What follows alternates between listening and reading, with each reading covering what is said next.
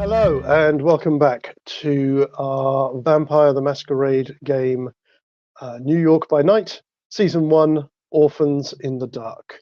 My name is Max, I'll be your storyteller this evening. We are playing Vampire the Masquerade 2nd edition rules with a smattering of stuff from the revised edition as well. Just like to say a huge welcome to Dan, who will be playing Thatcher Cross, who is new member of the coterie. So thank you for joining us, Dan. And I'm going to begin this evening instead of with like an opening monologue for tonight. Can I just add, Clark left. Chris just isn't here tonight. Just so we know, Of Yeah. course. Okay. So instead of starting with like an opening monologue this evening, I am going to do something I don't think we've done in these games yet. I'm going to do just a very short cut scene, which is actually an epilogue to last week's episode, which I meant to do at the end of the session, and then I just didn't get a chance. So, in the aftermath of the events at Lowe's Paradise Theatre last week, out on the streets of the Bronx, on the Grand Concourse, the doors of the theatre fly open. An old woman walking her dog is stunned by this event as the doors fly open, and apparently nobody comes out. But what she doesn't see is the figure of Ken Cho jump down onto the street, have a quick look around, and dash off, heading north and into the underpass that runs along the center of the Grand Concourse. About halfway down, he stops for another moment, looks around, and spies the door to a maintenance service tunnel under the subway, smashes the door and rushes inside looking for somewhere to hide. As he's gathering himself together, thinking that he's safe, there's a step behind him. Turning round, he sees the familiar figure of Carter van der Weyden. "How did you follow me here?"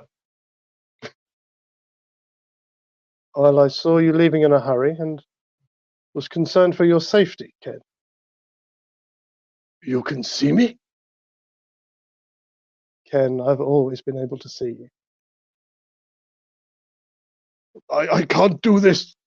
I can't be this."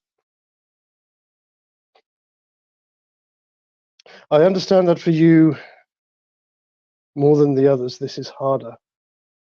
You are a paramedic. You were dedicated to saving lives, not taking. But you made a commitment. To me, to those men out there in the theatre, to this city. I can't go back." "I'm not asking you to. I'm asking you to do what you do best. For me." Carter holds out his hand. In it are a mobile phone and a key. "I have other associates helping the kindred in other boroughs. And I've just acquired a new place in Queens. I'm not asking you to get involved, just to be my eyes and ears. You have a rather well-developed talent in obfuscate for one so young. We can put that to good use. What do you say?" "I don't know." Carter puts the phone and the key on a worktop on the side. "When you do know, call that number." And he turns and leaves. As he does so, he stops and looks to his right. "Why a Quaker?" "I'm sorry?" Nothing. And that's it. Okay, so that was just a little bit just to wrap things up from last time. And we will now leap into tonight's session, which I have entitled Turning the Tide. We pick up the action an hour after we left it from last time. As Bill mentioned there, our friend Chris, who's playing Karis, is unavailable this evening. So for tonight's, or for the rest of this night's events, he has decided to remain back at the theatre and do some deep thinking. We pick up Sam and Andrew with Carter and Cord back at Carter's war room, working out their next plan. As they discovered last week, the Sabat Toreador called Laureate is planning to boost a secure prison van. And as we left it last time, Carter had gone off to contact contacts that he has at Rikers Island to get some more info. What he's managed to discover is that they have had a late request come in for a prisoner transfer. It's, again, they weren't too sure whether to allow it, but it's been passed through, and they have to collect a prisoner from there's a NYPD Highway Patrol Unit station just off the Bronx River Parkway. That's apparently where they've got to collect the prisoner from. So it's now up to you guys to plan how you want to proceed with the information and what happens for the rest of the night. While you were doing this, you happen to see that the room to where the gun range and all of that is open, and Cord is in there grabbing bits and pieces just in case. So you two and Carter are in his boardroom. I'm happy to go and sit in the boardroom and across There's some from maps Carter. and stuff. Yeah, there's maps and stuff that you can try and figure out, what's probably going to be the best route and things like this that they take. I'll go in with them on that. I closed the door behind me. I'm joking. I kicked the door behind him. I didn't clear it. It hits me in the back of the head. How rude. I'm going to say, oh yes. So it's just the two of you. Tristan isn't here. He didn't go. No, he didn't go with the band, did he? Yeah, he went with them He to did. set up and all that good stuff. Yeah. That's fantastic. He did say that he's also got a board meeting in the morning, so Yes. he's got to be up bright and early. Is that your other game, is it? So are you looking at your phone? It's like, oh yeah. No, I was looking at my cat. She's trying to run out. Okay, She's making noise. I don't know if you could hear her. I could hear something, yeah. Okay, yeah, that was her. But it sounded more like a phone. Anyway, sorry. Yeah, so you've got maps and stuff. You two are, well, where there was 4, all of a sudden there's only 2. It's all right. So the information that I got, Laureate is supposed to be there. Toreador, so artsy fartsy vampire. But at the same time, you also know from Ken, this is the guy who hacked off the head of a fledgling ghoul with a shovel. With a shovel? Yeah. Sheesh. Okay. Well, keep that in mind.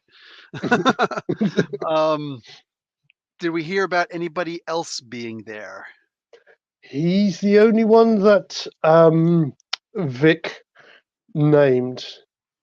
He appears to be. He hasn't mentioned any other names that would have been familiar to you. So, from the information you've had so far, it seems like he's the only one that he's in any way connected to. I'm going to make a phone call to my brother and ask him to put Vic on really quick. Okay. Yep. Vic. Yeah. Hi. Hi, mate. I never asked you, and I meant to. Do you know why he chose you as a ghoul? Not really, man. I mean, he just said He said he liked my music. Personal interest. Good to know. Okay. Thank you. Are you being treated well? Uh, yeah. Yeah. Yeah. Everything's fine. Everything's good. Yeah. Are you sure? Well, yeah, it'll be fine. Don't worry. Don't worry. I've got this. Don't worry. Vic, please tell me what is wrong. Well, some of the other guys having second thoughts, man. I mean, look, I'm trying to keep you, sing your praises or whatever that shit is, but Mhm. well, I mean, you being who you are, putting us up here, you know, it's kind of like selling out to the man, It's like everything that we're against, man. I see. I was too generous. I understand. Yeah, How can I make this right? I don't know. Put us up at a dirt motel out in Staten Island or something. I mean, I'll see what I can do. All right. I mean, I know you're a busy man and all that kind of thing, and I'll do what I can. All right. That's the best I can say. Okay? Understood. Remember, Vic, I am a very wealthy man. Yet, remember my roots. Remember where I've come from. I'm famous for a reason. Yeah, I know, man. I know. Yeah. Yeah. It's all right. I'm coming. I'm coming. I gotta go, man. I Let gotta go. Tristan know if you need anything. Take care. Yeah, I think he's about to blaze out of it. He said something about having a meeting in the morning or something. But Yep. I'll do what I can. All right. Take care. All right. You too. Sam, we don't really need this band, do we? Starting to think not. Right? Selling out to the man. Yeah, I am the man, and I can buy anyone I choose. He thinks he's the man. Oh, hey. Sorry. Here, have some bubbleless water. Excuse me, water. What? And All right. So I pronouncing that sit back down and start looking at some of these maps of Rikers Island. I kind of get up and walk around a little bit. Carter is there. Yeah. He's at the moment it's just the two of you in the boardroom. Actually, I'm going to say he's outside. He's on the phone again to somebody. Okay, But he keeps glancing in your direction. But that's fine. he is there. So what am I to glean from these maps? I want So there's a number of entrances, exits. I want choke points. so the maps that you've got are of the area of the Bronx where this precinct is, and the different routes that could be taken to get there. Trying to figure out which is going to be the best, which is the probable route they're going to take, and if they're intending to grab this thing, where would be a good place to ambush it. So we want to bust this dude out, right? Is that what we're trying to do? No. All you know is that one of the Sabat that you're trying to find is doing a job to nick one of these vans. What they want the van for, you don't know. But it's an opportunity to grab your hands on one of the Sabat while he's on his own, without others of the pack to support each other. So we should look at their route, or the most potential route, and try to catch them on a left turn. If they're making right-hand turns, they can go on a red light, but they're less likely to be able to go on a left light. If we can catch them on a red light trying to make a left-hand turn, I know this is out of character. I know this is backwards for you, Max, but No, this is actually very good because when you think about it, a Sabat vampire always follows the rules of the road in the middle of the night. Yeah, that absolutely happens. So I've just put in a map that I got from Google Maps. Where the red marker is where the police station is. So that should give you a bit of an idea, so you can have a look at that. While you're having a look at that, I'm meanwhile elsewhere. That's all I'm going to say. There's the sound of a heart monitor, and Maybe there's the sound of a excuse me, what do you call it, a respirator, and we are in a hospital, in the operating theatre of a hospital, where Dr. Thatcher Cross, MD, is performing major invasive surgery on a man in his 60s. There's a couple of people standing around. There's an anesthesiologist, whatever they're called, anaesthetist there with the mask, checking all of the things. Thatcher, you're standing there fully in scrubs. There's a nurse beside you, and you are currently elbow deep in somebody's stomach. And that's like you come to your senses and you are elbow deep in somebody's stomach. At first, it's a little disorienting, but I'm kind of right in my element here. It feels like this is where I'm meant to be. And I kind of call over my shoulder, scalpel. Scalpel? Yes. No, scalpel. Somebody says it as they hand you the scalpel. And I take it and I say, suction. Suction. Tube comes in. Yep. So, and I'm kind of just working, and it almost looks horrific from the outside, looking in from the theater, as I'm like pulling out this patient's gallbladder and just fantastic handing it to my assistant. Okay, so I'm going to need a this is going to be, because you're actually doing surgery, so it's going to be Dex plus medicine, please, sir. Of course. And we're going to make this it's going to be difficulty 7. That'll be 4 successes, 2 7s, fantastic. 2 9s. You very expertly, with the deft, still hands of a surgeon, remove this man's gallbladder and pass it to the nurse to you, who's kind of looking at you a little confused. He won't be needing this anymore. We'll stitch him back up. But doctor, he only came in to get a catheter fitted. You didn't see the obstruction? That's why you're the nurse and I'm the doctor. Yes, doctor. She kind of looks confused. There's that kind of pregnant pause as she kind of looks around at everyone in the room who's all looking at her like, not that. Okay, do you want to stitch him back up? Yeah, I'll begin the sutures and kind of stitching them back up. And once I get to a certain point, I'll kind of turn to my head of staff and I'll say, finish this up. I've got another case. Yes, doctor. And you breeze out, ripping off your gloves in proper dramatic fashion and throwing them in a bin. There's one of the other doctors in the outer chamber, just scrubbing up, trying to go into one of the other operating theatres.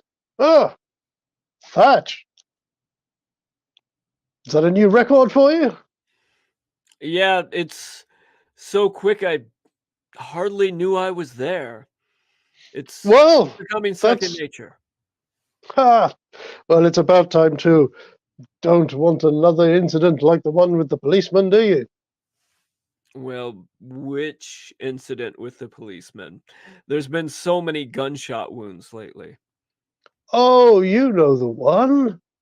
I'm sure you do. You know, it's the one that ended like, and you see the doctor reach up and he kind of grabs hold of the edge of his throat, that ended up like this and just rips the entire skin off his throat, revealing all the flesh, all the muscles and stuff underneath. Remember this one? And everything goes black.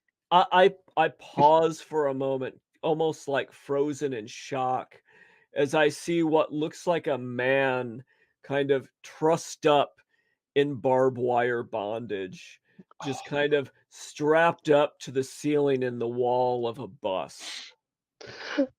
Fantastic. And I'll be back with you in a bit. Meanwhile, okay, Andrew, Sam, Carter comes in and joins you. How are you getting on? I've managed to delay the transport heading out for half an hour, so we've got a bit more time to set up. Good. Some of my people arrive and bring me a new Briani suit to wear because I sweat a little in the other one. Well, whatever. There was gunk and the theater was a little dirty, so I'm just guys over there fitting me again just to make sure. And yeah, I look up. I'm like, "You're a Briani man." I am today, yes. Nice. Sam, if you'd like, I can have someone come from the men's warehouse. Oh, is that too stylish for you? Listen, you keep getting brand new things, you'll never know the true comfort of broken in. I bet you say that to all the ladies. Sorry. Oh, Lucia's a good. That's Cord from the other room. He's just kind of half listening. Nice. I'll get back. I'll get back to this. I tap him when you're finished with Carter. Go in there.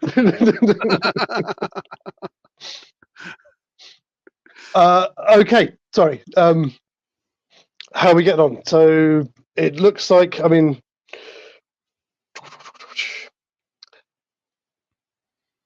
Sorry, I've just lost myself for a second there. Excuse me. We're I'm looking to still see here. what's the best way to. Yeah. If we have access to multiple vehicles, we could box it in. Are you sure? Just in the areas where he would make a left turn? You know what? Oh, I know what. If possible, I'd rather keep this as much out of the public eye as we can. I wonder. Cord is in there with his guns. How is he with a 1911 Springfield with a scope? Well, we'll have to ask him. 1911 with a scope. Modified. I mean, it's a little bit further away than I like to be to the action, but As I see it, there's only two of us.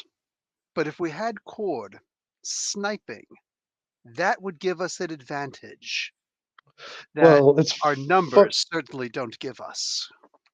Well, it's funny that you should say that. I have requested some help. As I said, part of the at the beginning, part of this is to find you a place and acceptance amongst the Camarilla, and being Sabbat born, that's always going to be difficult. Having you taking out a Sabbat gang, well, it is a good move. Its effectiveness is muted if I'm the only one who knows about it. So for this particular operation, we should be being joined by David. David, good to The know. Scourge. Oh, this should be fun. Yes. He's, as the Scourge, he's not the best liked kindred in the city, but people do respect his office and they'll respect his word. What is that shirt? Is that a werewolf? No, it's a vampire. It's a kind of a weird Nosferatu. Okay. All right, good. Yeah, I forgot I had it, and I was like, oh, yeah, hang on. That seems appropriate. I might have some Count Chocula in there. They have the masks on the back. That out the other day, remember? Huh? I pulled that out the other day, remember? Oh, yeah, that's right, you did. Never mind. It's that season. For us, it's Count Chocula and Frankenberry. For him, it's pumpkin spice latte. It's not latte. I don't drink coffee. Whatever. I don't know. It could be a mocha crappuccino for all I care. Yes, the Scourge is on his way here. Okay. That also reminds me. I want to work on my path of humanity. I Mm, start thinking of as I'm getting my shoes shined. We'll go with some nice Stacy Adams today. Not the finest, but I won't be walking in the nicest of neighborhoods today. So no. I start wondering about how I'm going to work on my new path of humanity.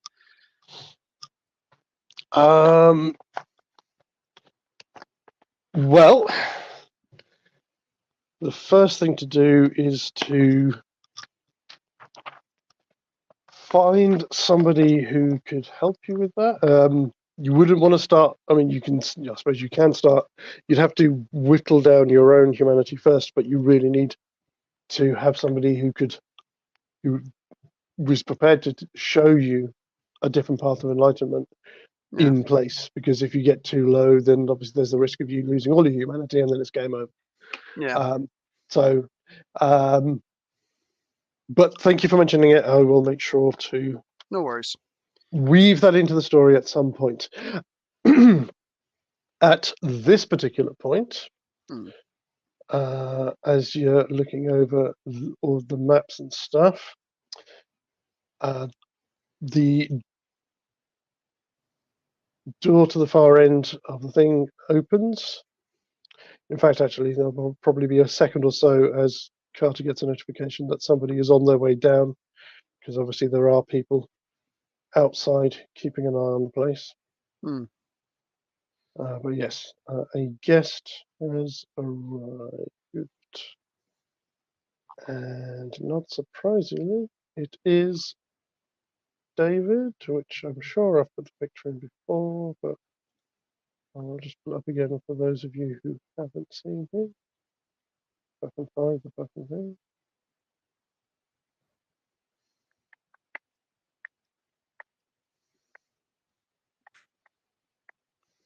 Uh,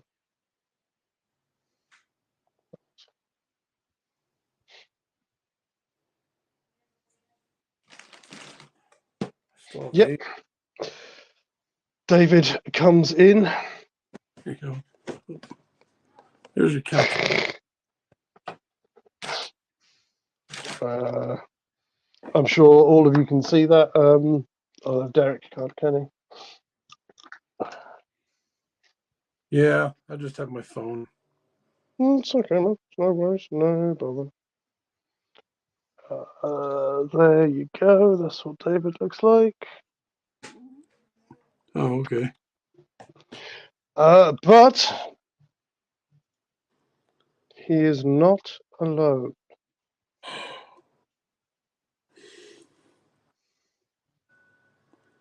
With him Oh, is what the heck?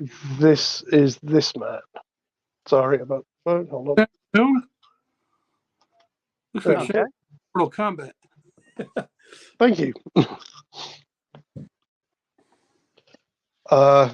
Carter looks up and you see, for probably the first time you ever met him, like his eyebrow goes up and okay. What's with the You Count see of Monte Cristo over here? that is a surprise. Genuinely. You see the two of them have just come into the room. They haven't crossed to the boardroom yet. They're just standing there talking amongst each other. You see David pointing. Carter reaches under his desk and presses a button, and it switches on. There's obviously speakers out in the rest of the thing, so you can hear inside here, which is soundproofed. And David's saying, "Yeah, him." Pointing at you, Sam. Yeah, him definitely. I don't know who the other guy is. I haven't met him. There was another one, but he's not here at the moment. And the man with him goes, "Oh, thank you, David.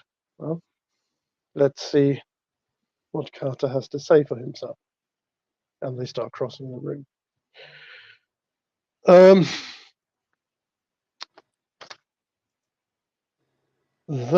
So Carter says to the two of you,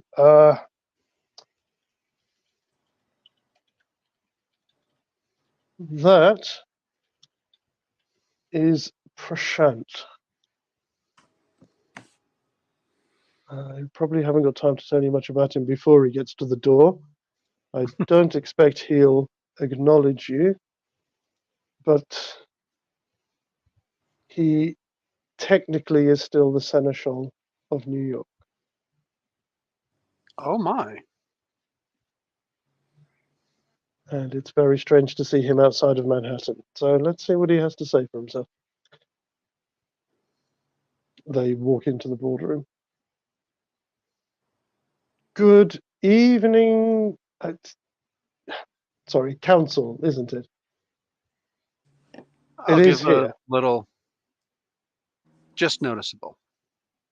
As he comes into the room, he literally almost like he's looking at the homeless from outside of his limo window as he just the merest of glances at both of you or at each of you.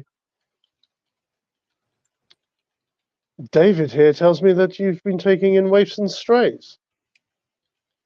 I can see that appears to be true, although you appear to have lost one. Or is it two? What my business is in my own borough is no concern of anybody else. What do you want? Well, I came at the request of Kadir. He mentioned that there were a number of unknown kindred sighted in Manhattan a couple of days ago. And from the description and the description that David gave me, well, they certainly match at least two of the people you have in this room.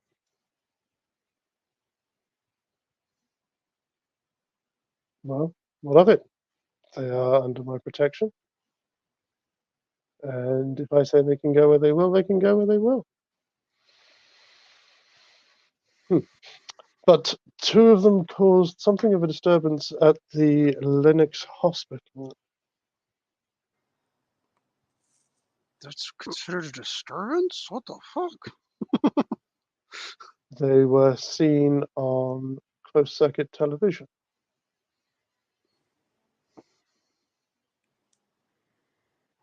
These things could be construed as a break in the Masquerade.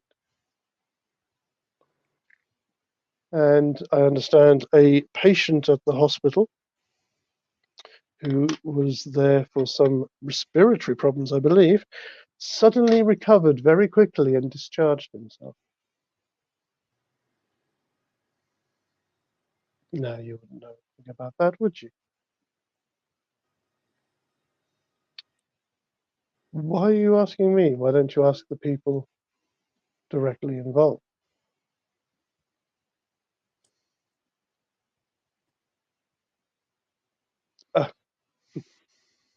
I do not recognize anybody else in this room.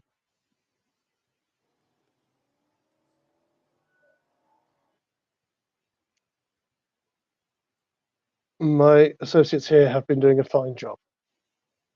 And as I'm sure you would agree, everyone deserves a night off to go where they will. Some people go to Manhattan. Some people, with their night off, come to the Bronx. Don't they, Prashant? He does look a little rankled at that. Now, if there's nothing else, we are extremely busy. And you are in my domain.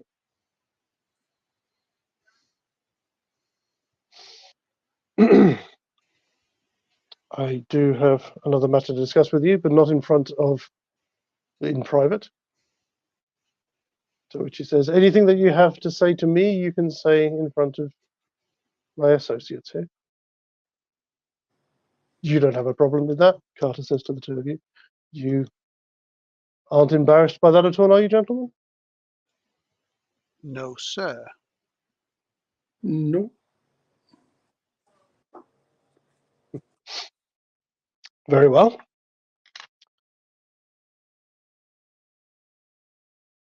Kadir has expressed his intention to not seek the princedom. As to where or who he will support remains to be seen. Most of the people in the Harpies, not wanting to miss a trick and already whispering behind the backs of one of their own, believe that he'll back Helene Panhard. But I understand that his mind is not made up yet. I just thought I'd come and let you know. Thank you. If there's nothing else, as I said, we are extremely busy. Prashant gives another very slight glance in your direction.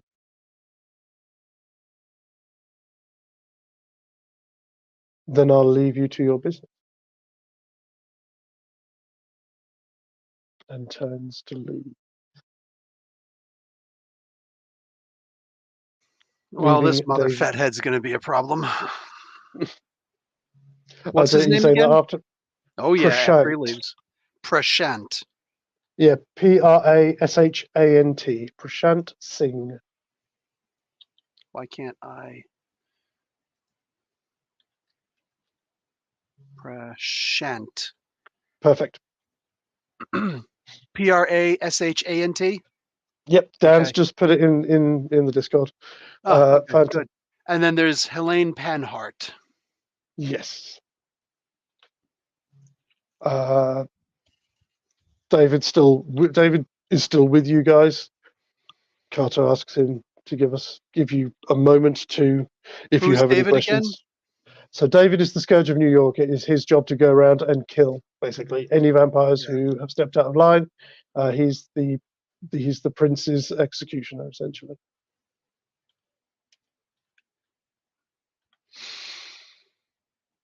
And Carter asks him to just wait outside for a moment because he feels like you might have some questions. okay, yeah. Nice. Okay. Carter, yes, Mhm. I do have a question or 20, but I'll try and limit it to something of an elevator pitch. Who is Helene Panhart? Panhard. Helene is, many believe, the favorite to become the new prince. Her sire, Michaela, was the architect of the Camarilla effort to retake New York from the Sabbat. Unfortunately, Michaela died in the effort with the final death, and most see that Helene is her natural successor. Although the jury's out in certain areas on whether or not she's up for the job. She does have the prestige. She is a Ventru, like many of the princes in Camarilla. But there are others with a shoe in the race, shall we say.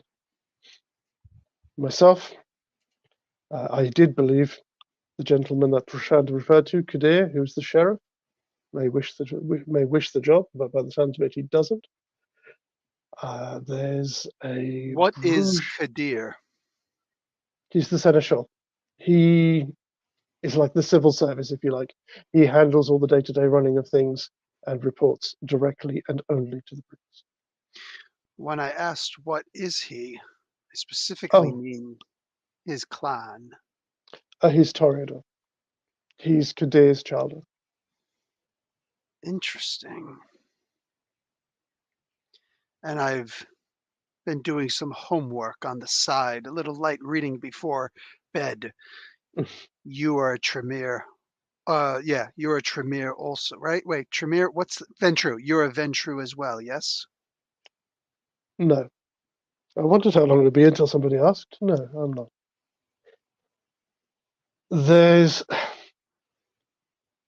There are not many princes of my clan. And there's a good reason why many of my associates are amongst the unfortunate, not unfortunate, that's not a good choice of words, amongst those who have been given the short end of the stick, shall we say, in the management of the Camarilla. What clan would that be? I am Clan Malkavian. Haven't heard of you yet. Am We all I carry. to understand the Malkavians from my reading are the crazy ones? Crazy comes in all kinds of fashions. Apparently. Well, you have good Yes. taste in suits. I mean, how crazy can you be? Well, let's Joe? hope you never find out. Yes, sorry, Sam, but just for you to properly understand, where we all carry the curse in different ways, in the same way that the Nosferatu carry their curse openly, we carry ours up here.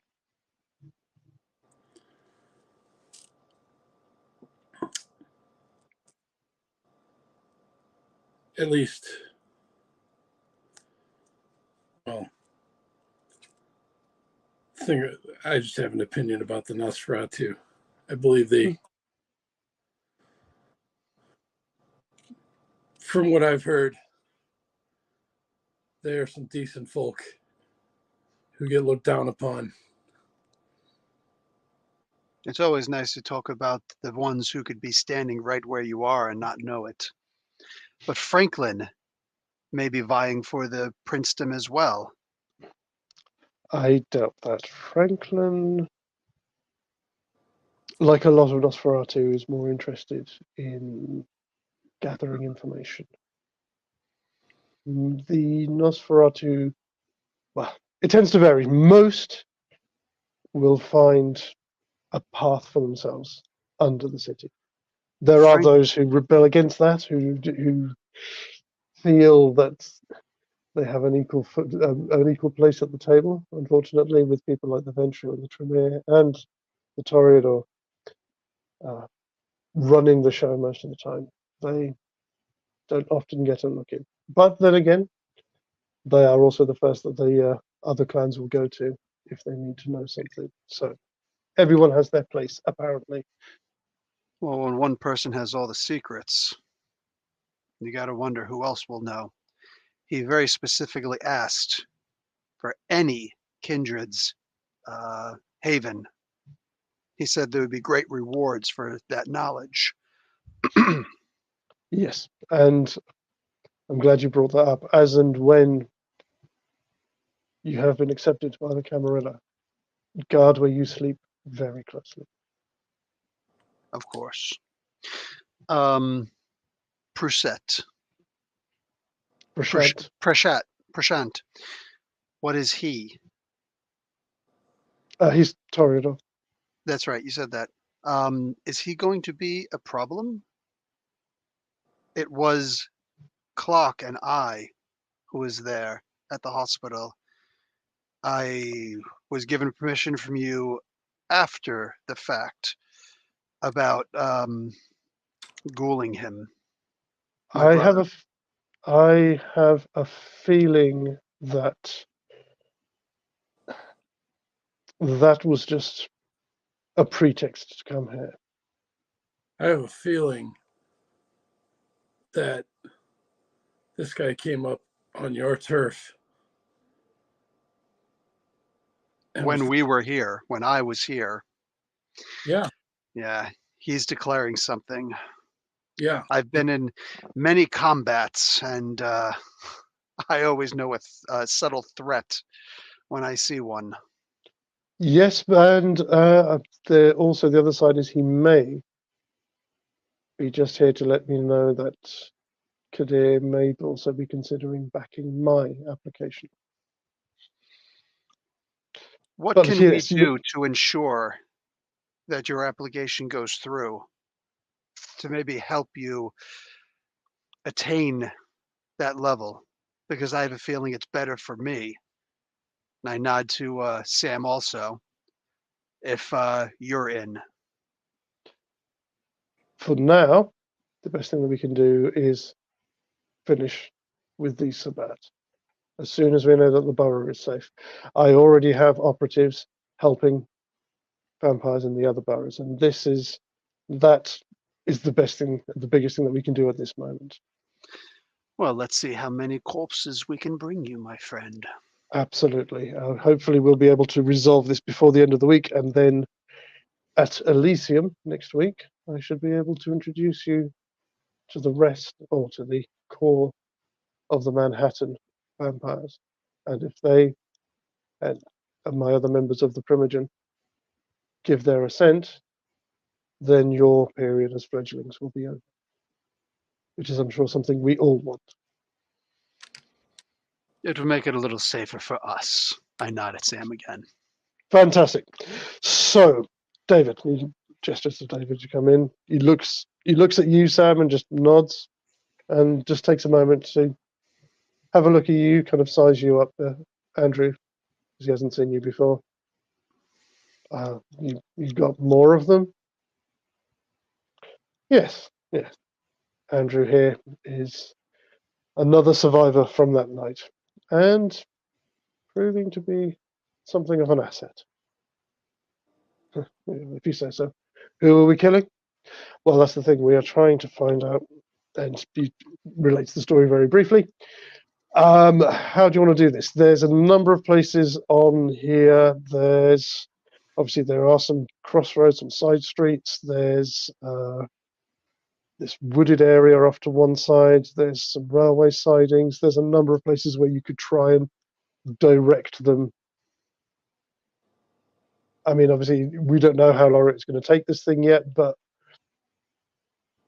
chances are they'll probably try and be public. So anything that we can do to funnel them out of the way of mortals would be an advantage.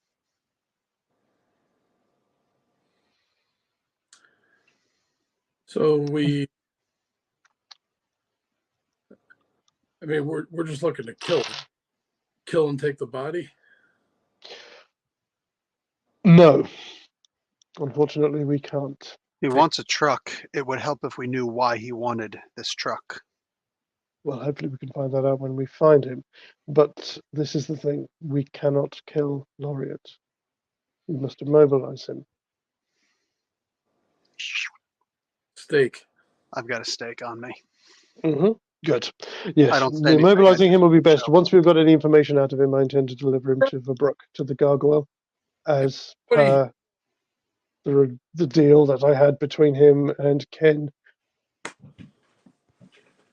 I was just going to say, trust me, if anybody knows how immobilizing a steak is, it's me already.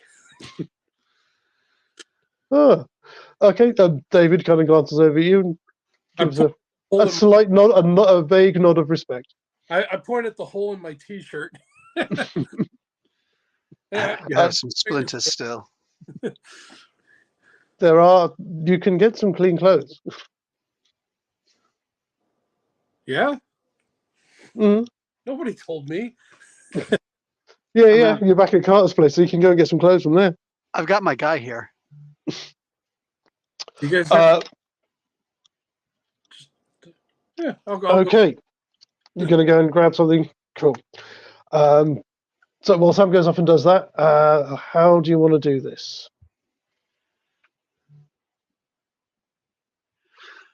I say let's go in. Are we good with cord with a sniper rifle from a distance? I'm sure we can find somewhere. I may even be able to funnel them in one direction. I have Maya on standby to mess around with the not with sewage, with the gas mains, so that if we need to, we can have a couple of roads closed off pretty quickly, and we can funnel them somewhere out of the way. If nobody has any other preference, the railway sidings might be a good place.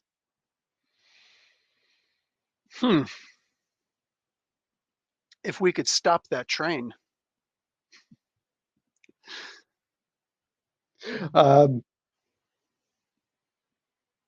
Train? You said the railway. Yeah, there's some railway sidings. If they can get the van off towards them, then it's pretty much out of the way. Oh, I see. And I in was case, thinking if we could get a train going by, I can get on there and stop the train. no. Oh, a train. How can I figure that into this? That'll be for another time. But thank you for the idea. But yeah, there are some railway sidings. That would be the perfect place to set up an ambush. Okay. Fantastic. Sam comes back. You can grab any equipment that you feel you might need. There are, if you so choose, they do have some bulletproof vests there if you think they will help. Yeah. Can I fit one under my blazer? Yeah. I mean, your style is pretty good and stuff. So I think you're. It Well, just better than a accentuates. Giovanni. It accentuates what's already there. I don't fucking know. I can hide it underneath my leather jacket. Yeah, exactly. Yeah. So what's the bulletproof vest do? I'm just looking them up. I should say out of game, but in game, out of character in game terms. It stops bullets. Yeah, no, I know that. It's like it's the Neo brand. They just kind of stop in midair and then fall. Bulletproof vest. I'm sure they're in this book. Well, because I don't want to look it up. I don't know where it's at. No, I thought it was in the player's book. I'm just having a look. Oh, is it? Can we just say it gives you like an extra dot in fortitude for now? Yeah, that'll do. I'll check it because I don't want to waste loads of time trying to find stuff. It's one of the things I'd meant to check before the game, but I don't get time to do everything. So yes, we'll say it will give you an extra dice on your soak.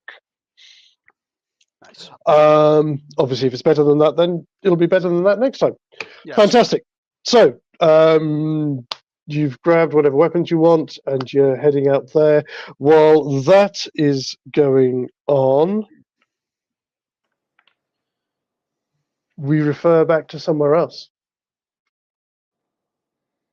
In a hospital canteen, in fact, where the star of the show is grabbing some cheap vending machine coffee. It's 3 hours since the surgery. You've seen maybe another dozen patients in that time, and you've got half an hour just to grab a coffee, maybe grab something to eat, and find yourself again for a moment. Yeah, I grab like a turkey Caesar wrap from the cafeteria and like one of those little fruit cups and that sort of thing. And I kind of find a table off in the corner to myself where I sit, and it looks like, this would be a good time to eat, but I seem sort of lost in thought, just kind of staring out into space at nothing. Fantastic. And yeah, so you're just vaguely aware of the hustle and bustle, people coming and going. There's a couple of the orderlies over the far side of the canteen having a chat about the ball game at the weekend. There's two of the nurses that you think you recognise who work over on D ward. One of them is talking about her partner who's been really upsetting her and pissing her off recently, and she doesn't know what to do about it. But then there's this other really nice guy that she kind of likes as well, and all of this kind of crap. And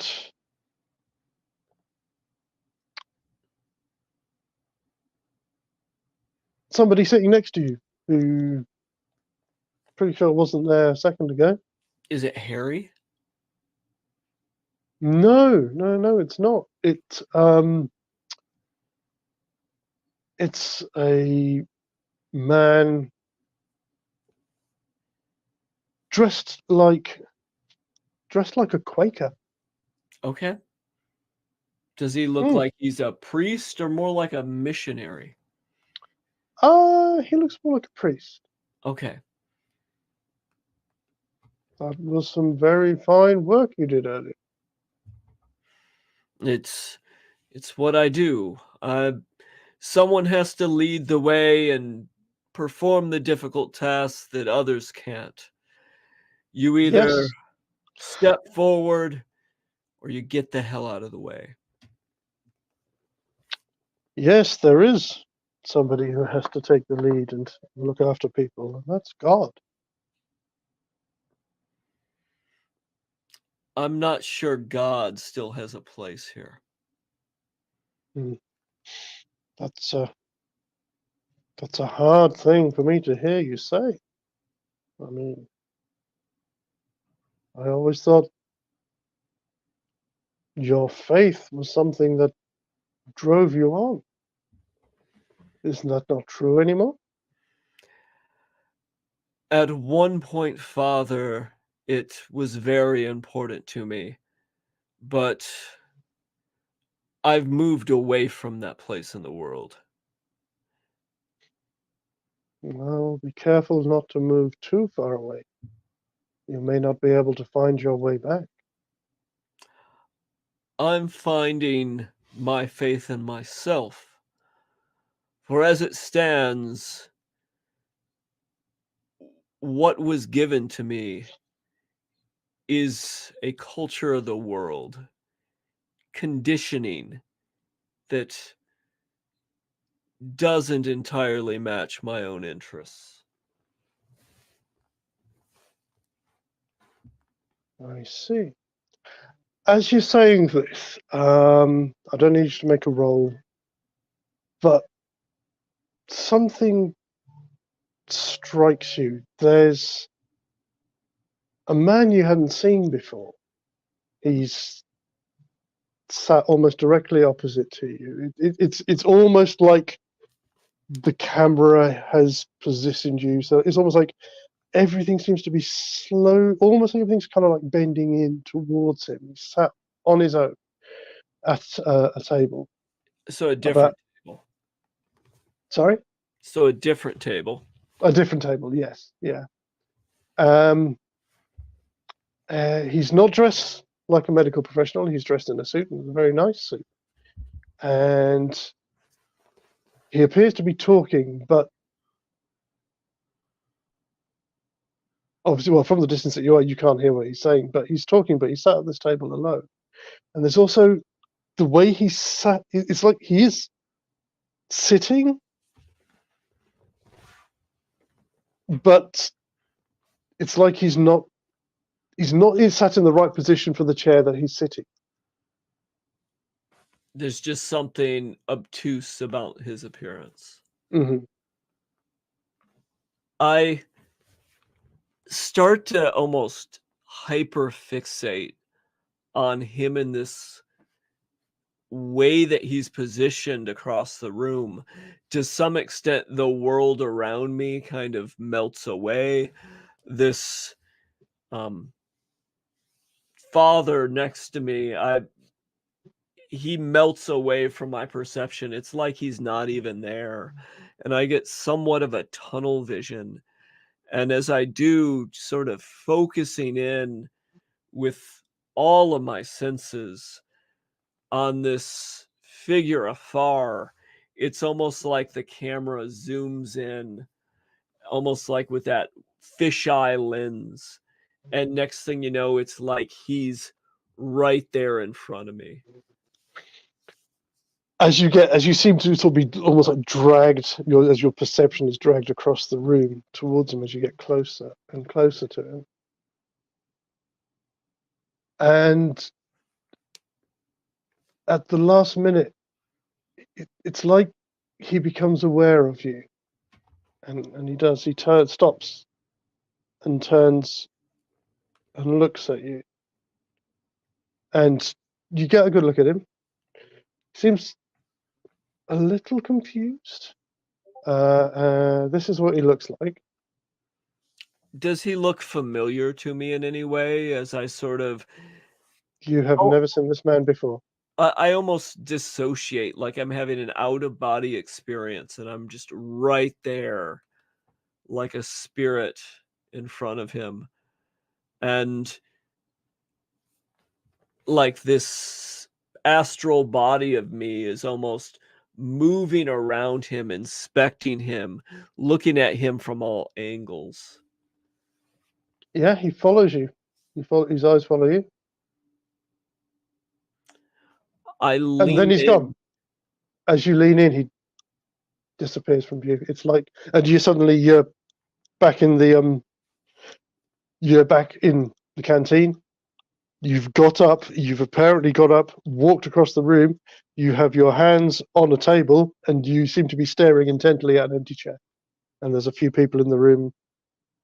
Dr. Cross, so is everything all right?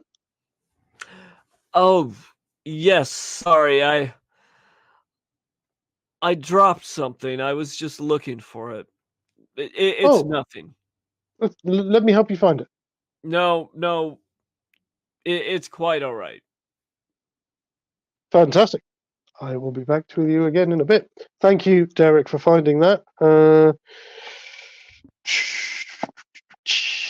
Okay.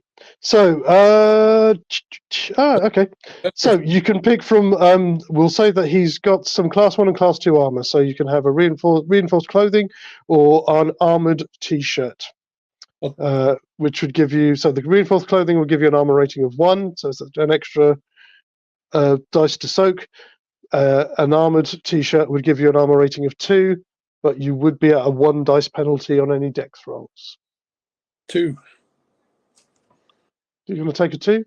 Yeah. Take a 1. Fantastic. So we will wind the scene ahead a bit. You've arrived nearby, so you've driven through the city streets. As you've been driving up, you've just happened to go past where there's some gas vehicles and stuff that are pulling up and closing off a section of the road as you're driving along in Carter's limo. You've got a few minutes here for the 3 of you, or 4 of you, because David is with you as well, to kind of run over what it is you're going to be doing. About halfway through the journey, though, and again, you're going to find space. I don't need either of you to roll for this. Carter, who's been sort of quietly staring out the window, just suddenly stops.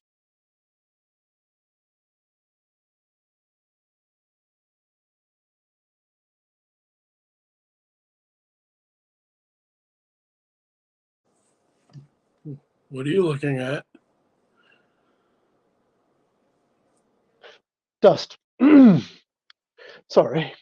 Dust. I really need to get cord to clean this place. We stopped for dust. I'd like to make a perception check just to see if it's something that was external to him or not. Okay. Yeah. Perception plus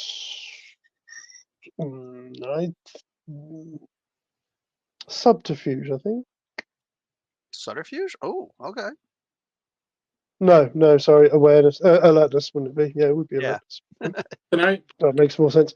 Difficulty 6, standard difficulty. Okay, then 0 successes. I'm staring, kind of trying to see where he was staring as well. Can I make a similar roll? Yes, you can. Perception alertness. Mm-hmm. Okay.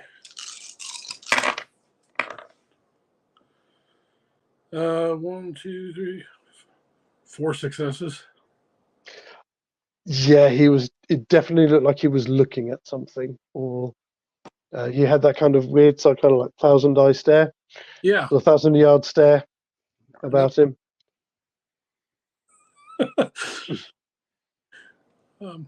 But we can't see anything ourselves. No, again, you're in a car moving, so what else he could have been looking at, you don't know. Oh, I thought you said he stopped though. No. Well, he stopped what he was doing and started to do this. But you're driving. You're in his limo. Cord is at the wheel, so you're all four of you are in the back. I got you. They pull the limo over about half a block away from where you can get down onto the siding, just to keep the car out of sight. David hasn't said anything on all this. He's just, again, if you see him, he's normally studying the two of you. So Claude's going to drop you off. Who's studying us? David, the Scourge. Okay. You in particular, because I'm a Setite. Well, because you're an unknown quality to him. He saw Sam at the graveyard. He kind of met him, Gotcha. as he did Karis, but you and Ken weren't there because you'd had different routes out there. So Yeah. He's just trying to size you up. But yeah, so Claude's going to drop you guys off, and it's going to be. Oh no! Carter is coming along with you on this one as well. He doesn't mind getting his hands dirty on occasion. Nice. He has his case with him, with his Thompson machine gun in it, and Cord's going to go and find a spot from where he can get a vantage with his sniper rifle. Okay. I as David's looking at me though, I say, and what's your clan, may I ask?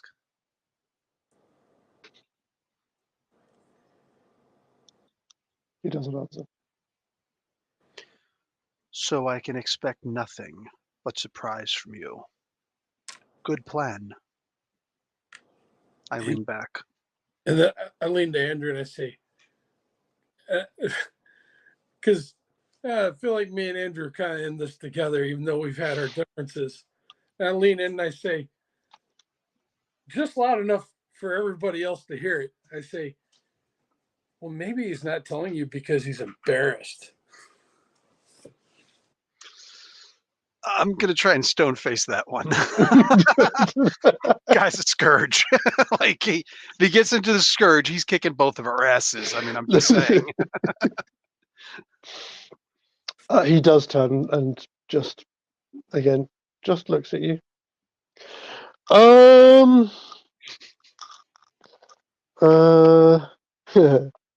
Yeah, why not? Hey, is there a skill or an ability, whatever, where I can try and glean somewhat, like something to learn, not necessarily a discipline, where I can try and see what clan somebody is? Like, is there vampire lore?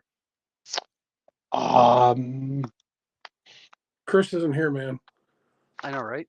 You have to fill in for him, dear, as he's not here. I don't think so. The only one the obvious one that springs to mind is thaumaturgy level. It is thaumaturgy level 1. If you have a sample of somebody's blood, you can gauge potentially, depending on what role you get, quite a lot about them, including things like their nature, their clan, their generation, things like that. Okay. Give me a second.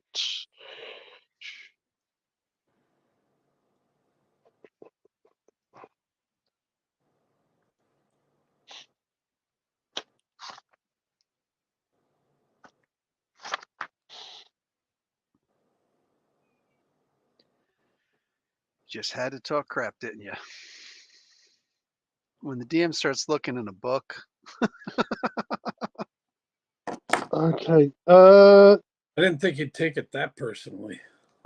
Derek, what's your I scoot away from Sam a little bit. perception plus self-control, please? Perception plus self-control. I don't need you to roll. I just need to know what they are. Oh, If you add it together, what are they? 7. 7. Okay. And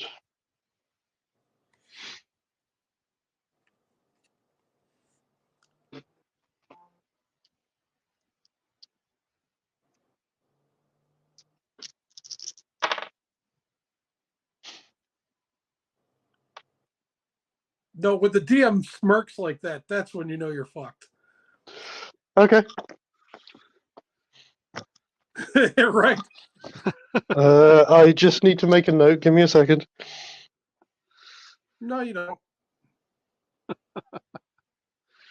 These aren't the droids you're looking for. Wrong game.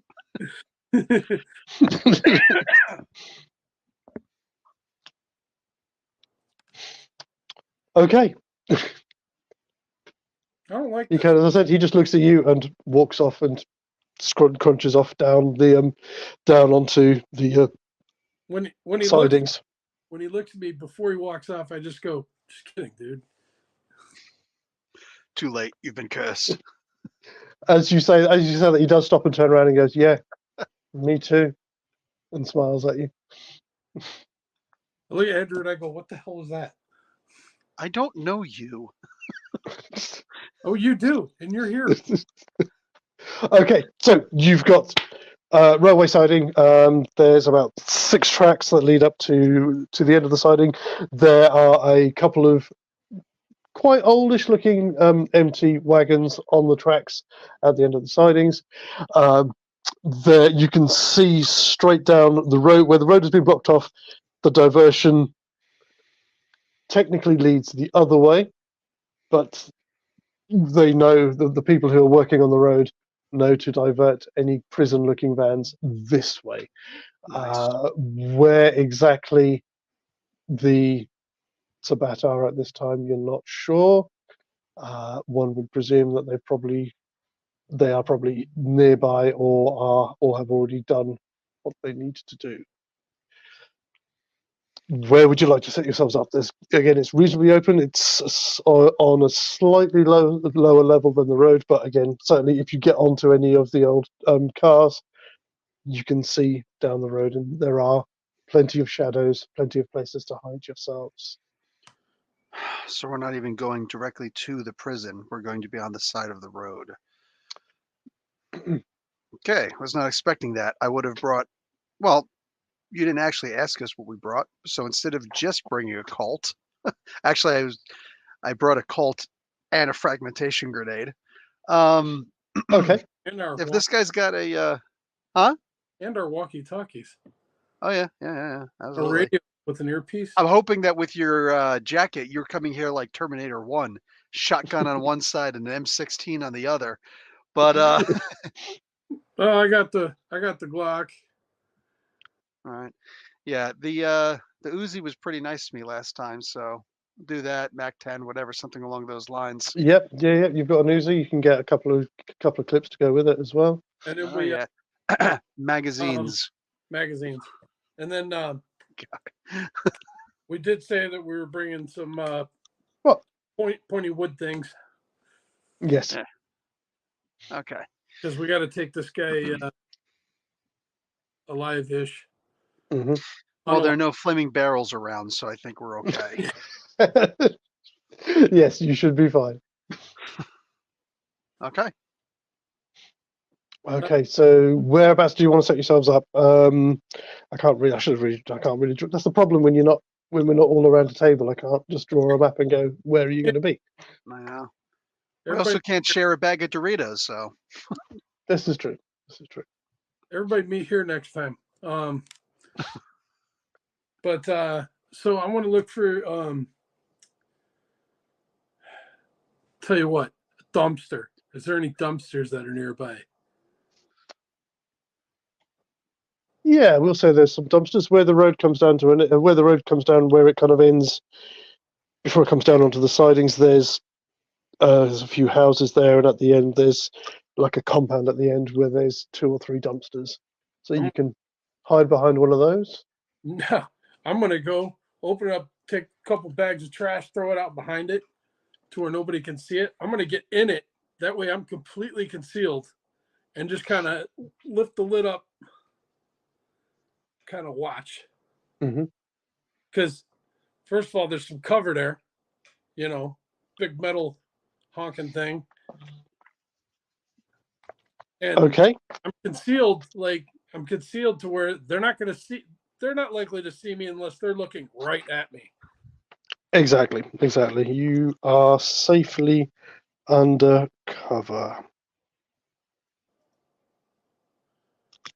They won't see me coming until I'm ready for them to. Okay. And Andrew, where are you going to set yourself up? Probably on the other side of the road, where the driver's side would be. So I'd be on the left side. Okay.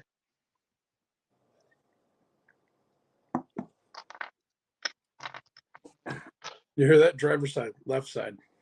I made sure I said driver's side, and I was like, "Goddamn Brit!" Make sure he knows. Yes, I've seen enough films from over there. I know which side of the road you're on. The wrong side.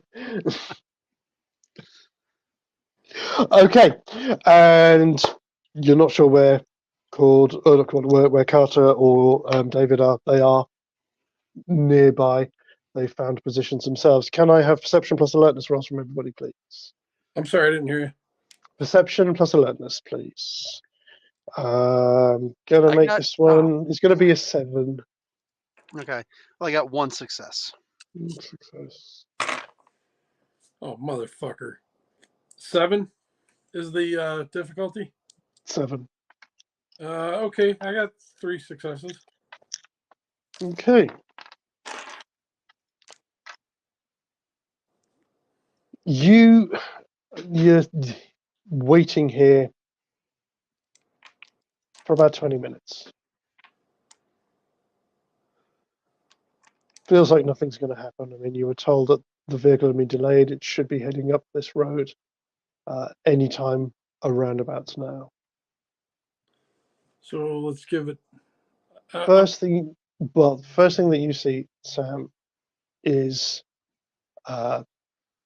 down at the junction where they're setting up, where they've blocked the road off. You see a car draw up, and the guys are directing them to go the other way, where they set the diversion up, away from you guys. But the car turns and comes down the road towards you, and then pulls up to the side of the road and stops. And all the lights go out on the car. Nobody gets out. The car just stops. Let's keep an eye on this. We got our radios, right? Set real low. Earpiece. If they've got one level of auspex, they can hear our breathing. Oh wait, we're not breathing. But that is a good point. Well made. Damn it! Why do I talk? Why am I so stupid? A guy with my IQ, always talking. That makes no sense. You realize he kind of GMs like I do. Don't give him fucking ideas. Yeah, I know. My bad. Okay. Okay, you see 5 people get out of the car. They're all wearing dark clothing. At least 4 of them have got hoods or balaclavas on. One of them does not. And that one, I'm trying to think. Yes, Sam, you do recognize him as the guy that you met in the club when you were still mortal. The guy who they referred to as Laureate. That's the guy we're after. That is the guy you're after. As they're getting out of the car, behind them, you see a prison van coming up to the lights. And because they've had instruction to send it down this way, the guys on the street directed down the street towards you. So our sniper's going to start sniping, right? If that's what you want to happen. So Hold on. just to get this theater of the mind proper, we're down the side of the street where the bus is supposed to come, right? Mhm. But these guys were diverted and stopped their car where? So they were diverted the other way, but they've turned down the same street down this On road the anyway. bus. So they Yeah. ignored where they were supposed Yes. to go. Yeah. Okay, that part. Okay. So Okay. there, so you're down the end with the railway sidings behind you. They're about halfway up the street. Further up the street is where the junction is, and the van is coming down there now. So they are between you and the van. Obviously, you see, when they kind of look and notice the van, they are a little bit surprised themselves because things aren't obviously going how they'd intended it. So you see a couple of them kind of run across the street suddenly and trying to, you see them scatter to try and put themselves in some kind of position to take the van. They do not appear to be aware of your presence. Yeah. Shoot.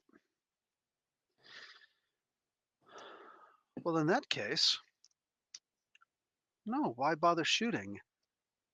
I wonder if they left the keys in the car. Yeah, I'm going to start slowly sneaking up. Fantastic. And Okay. I lightly tap Sam and I say, well, actually, he's on the other side of the street. Yeah. So And wave.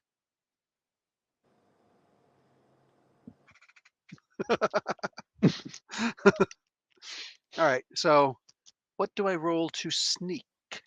So this is going to be your dex plus your stealth. Okay, there we go. I did take stealth. Got Cool. great What I will dex. say now, just to remind people, and again, I won't do this all the time, but I am going to say it on this occasion. Obviously, you do have the option to use your blood to increase your physical stats if you want to. If you want to have had a couple of rounds of doing that before we go into this, then please say so. We'll take advantage of that now. Okay. But no, I'm very comfortable with. I knew that. I'm comfortable with my stats, and I did get 2 Fantastic. successes. As long as it's 6 and above, right? 2 successes. Actually, Yes, I it rolled is 6 7 and above. still. Okay, good. It's fine. Yeah, no, yeah, it is 6 above. There's, it's night. There, where you are is a little bit away from places. Yeah, there are a few houses and buildings and stuff around here, but it's reasonably quiet, this area, at this time of night. So you're good. I would. The other thing, just to remind you as well. Sorry, I should have said earlier. Because you've been back to Carter's War Room, if any of you needed to top on blood before coming back out again, then you can have done so as well. That was nice. I was only down by 1, but yeah, I'll happily. If he's going to unlock that freezer again. Yeah. Yeah, that makes a difference in everything. So you got 2 successes on your stealth roll. You Yes. head off up there. The loudest part about a door is closing it, so I don't need to fully close it. Fantastic. And and I'm going to be smart enough to look and see, and I've got 1 dot in driving, so just so that it's not me just fumbling. I can look and see right away where is the dash light going to come on, so that I can, as soon as I open Switch the door, hit it. So hopefully, at best, it'll be. Did I just see something? No, it doesn't look like it. Okay, hopefully. Fantastic. Okay, can I have so Sam, are you doing anything else at this point? Well, he kind of signaled me to come out there, and that's what you were signaling me, right? Come out to meet you, Andrew? No? Okay. I'm going to say, for role-playing sake, you should do whatever you think I signaled you to do. It looked I would like. have to agree with that. Okay. Wow. I haven't told you what I was doing. No, I knew. Okay, It. so give me a Dex plus Stealth as you try and get Yeah. out of the as you try and get out of this dumpster. It is going to be a 7 because you're trying to do it quietly. No, I'm Also, are you staying put? Yeah, I'll stay put because we still need to get this fucking dude. Okay. I was going to say, I'd love to see Bruja rolling stealth, especially with his -1 dex No, vest on. no. Cool. So you see, as you're making your way up there, Andrew, as I said, you see a couple of these guys run across the street. Couple of them, one of them jumps over a low wall and hides behind there. The other one hides behind a car. You see Laureate gesture to the other two, who initially duck around the street side or the pavement, the sidewalk side of their car and start moving up. So they're ahead of you, but they're not looking at you. And I'm assuming that you're taking that into account as you're stealthing your way up. Laureate just walks out and stands in the middle of the road and holds up his hands in front of the van, which kind of slows to a halt. And you can see they dim the lights slightly, and they're kind of like, "What the hell's going on?" You just about make out these guys and the 2 prison officers in the front of the van. Kind of look at him like, "What?" He gestures towards them, and it sounds like he's saying something, but certainly from where you are, Sam, you can't hear what he's saying. But as you're getting a bit closer, Andrew, you can hear him saying, "Come on, mate, just need some help over here. We've got, problem with the car. Can help somebody out, can't you? You know." Yeah. It's almost like he's saying shit to himself. Like, yeah, no, I'm terrible. I'm in distress. Come and help me. And the guys in the van are kind of like, "Oh yeah." They seem to be considering getting out of the van to go and help this poor stranger. Yes, yeah. Seems like they're very eager to help him. Let's put it that way. Dominate. In this case, it's probably more presence because Oh, Toreador. he's using presence. Oh, well, then I would recognize that immediately. Yeah, you recognize that. Again, I mean, Sam, you have presence. The way they react, they don't look like they're automatons, but they are. They certainly. These guys got Since no reason to get out of the van. I'm close enough that I can see and hear all of this stuff. Mhm. Are there regular security guards in the van? In the police van? Okay, so I see what's going on. Okay. Shoot. Humans. Don't really Yeah. want to lose my humanity just yet. Okay. Okay, good to know. But all of these guys are on the other side of the street that were in this car. So I'll try and draw it as best as I can. No, just theater of the mind. Go ahead. Okay, so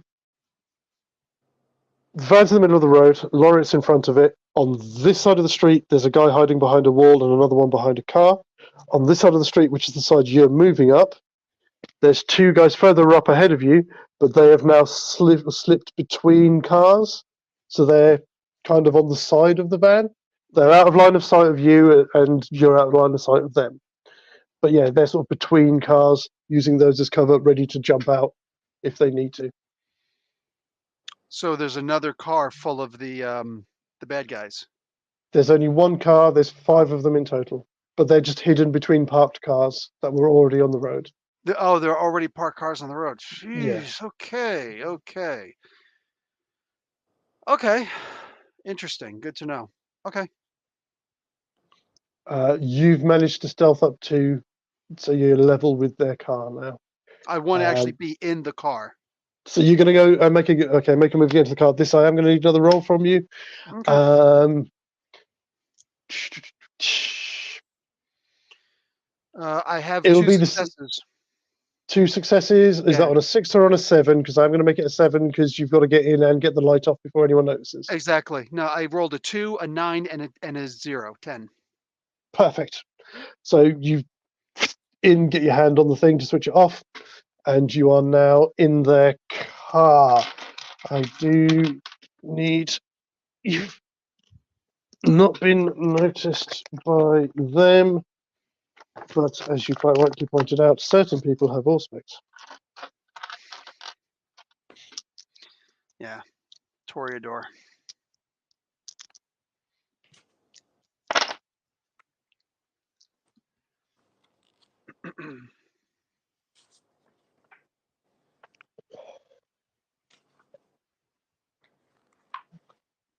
You're good. You're You not are supposed to good. tell I me got that. 8. You're good. He doesn't. He keeps talking. These guys open the doors and get out. What's the matter, buddy? Oh, I got a problem with my car, or something like that, mate. Do you want to come and give us a hand? Oh Yeah, my sure. God. It's so blatant, or something like that. Could you get out the van, police car? Yeah, we'd love to help you in Yeah. I love it. That's hysterical. At which point you see these other 4 guys kind of leap out, come up. They've got guns. They're not particularly great. If anybody knows anything about guns, you can see like a couple of them have got handguns. One of them has a baseball bat, but they don't have what you'd consider high-end stuff. He's the Irish one. I believe it was the Italian that brought the wrong weapon into the gunfight. Yeah. Yeah, and then and the Irish guy who said that, how did he get killed? By an Italian with a freaking machine gun. So Okay. But yeah, these guys leap up, start moving in. So if I can have initiatives from people, please. okay. 2 successes. Perception alertness, right? Depth difficulty 4. Or was it wits and? Oh, 3 successes. Sorry, wits and alertness. Oh, okay.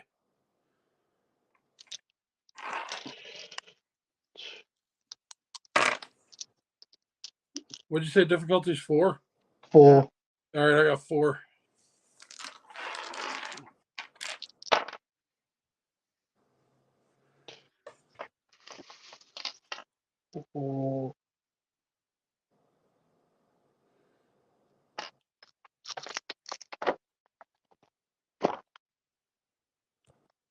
Books.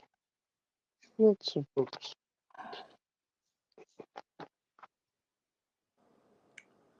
I think I know what I'm gonna do, and I'm probably gonna have to use some blood to do it.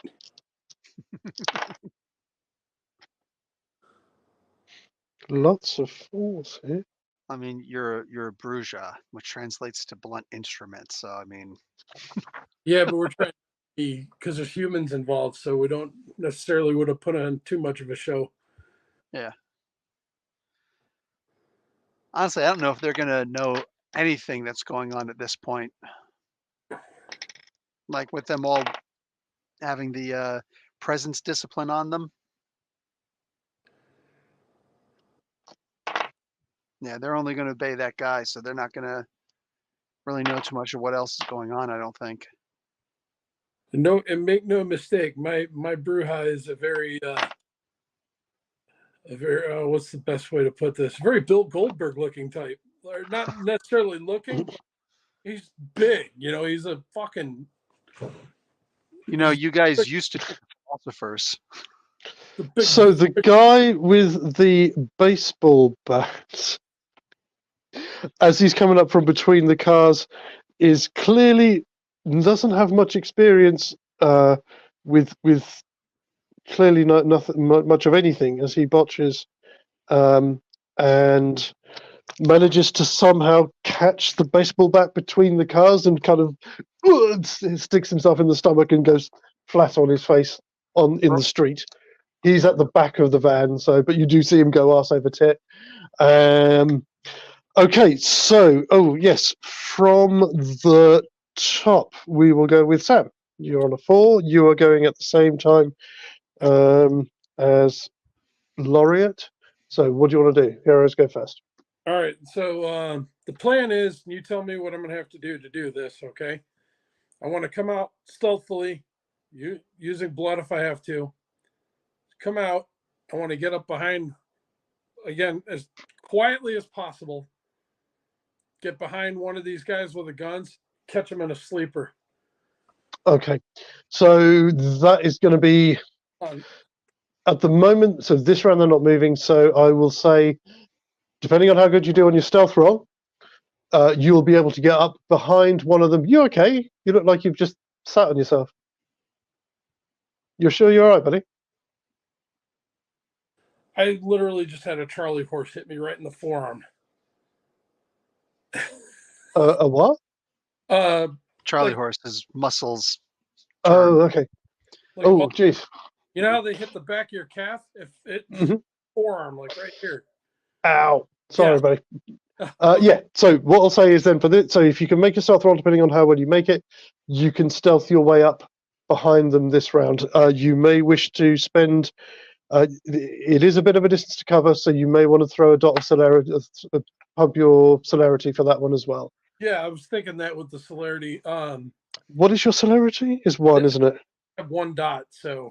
Yeah, with your celerity, you'd be able to get up behind one of them this round, ready to grab them next round. Okay, so tell me what needs rolled. Actually, no, you can do it. No, because your celerity, you get 2 actions. So what your first action would be the move up there, we'll say, and then you'd boom would be grabbing hold of him.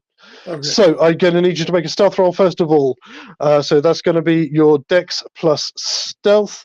As I said, difficulty 7 because you are having to get out of a dumpster as part of this move. And then the penalty of 1, how does that apply? Does that make it difficulty 8?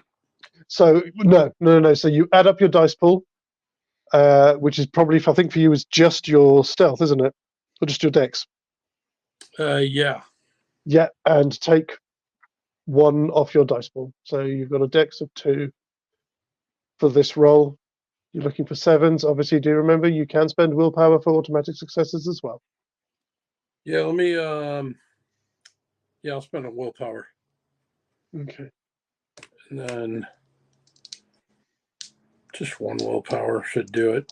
Because, yeah. Yeah, you can only spend 1 on 1 roll anyway. I just rolled 2 successes on top of it, so 3 successes. Yes. So, like lightning, you stealth out of this dumpster and slink your way up the street. We'll say the guy that's closest to you is the guy's the other side of the wall. Hop over the wall, and you're right behind him, ready to grab him. So that's your first action on 4s.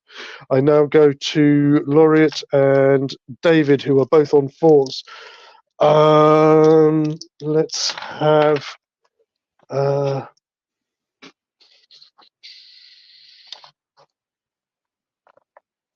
You probably wouldn't hear a shot because.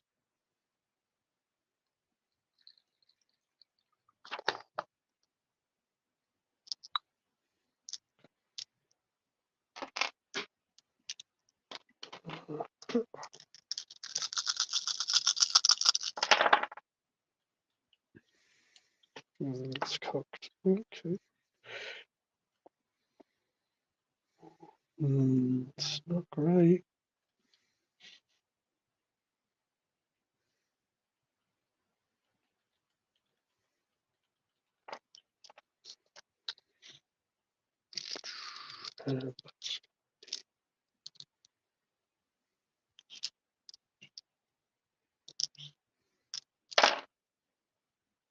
That's pretty shit as well.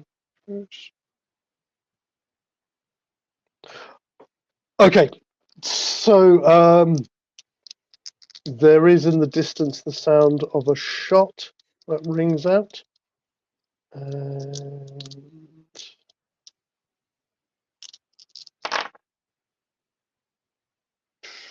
if I can take that.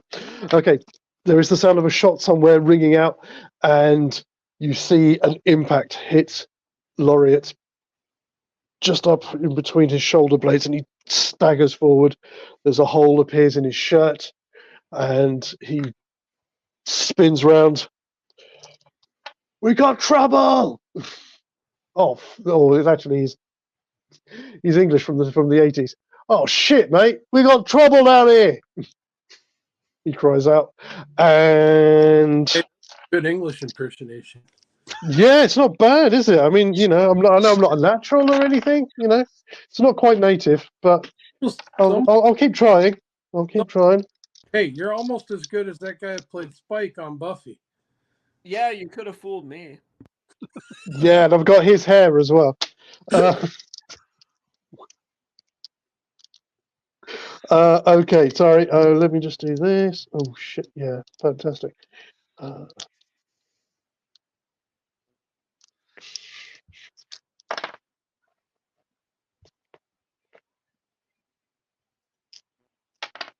Okay, so as Laureate kind of spins around, he takes a leap back. He swings around, takes a couple of steps, leaps up onto the front of the van, and then up onto the roof, and kind of does a roll across it, like trying to get out the way, pulling out a pistol as he does so. That's on 4s. We are now with 3. So Andrew, we're with you. You're in the car.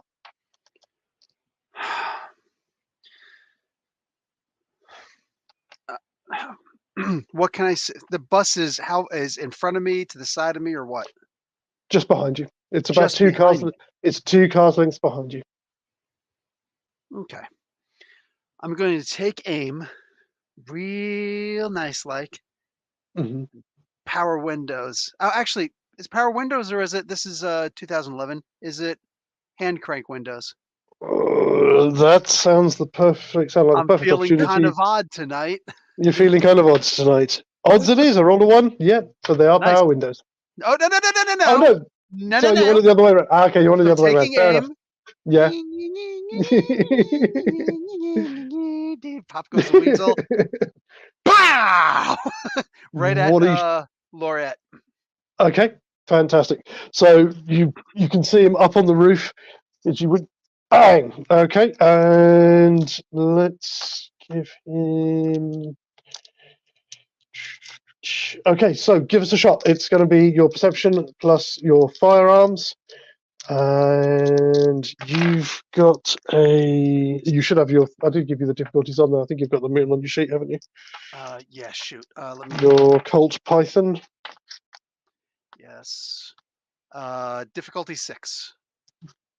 Cool. You're well within range, so no penalties for that. So yeah, just Okay. crack one off, as they say. Dexterity and firearms, right? Mm-hmm. And I don't have firearms, so I'm going to spend a willpower.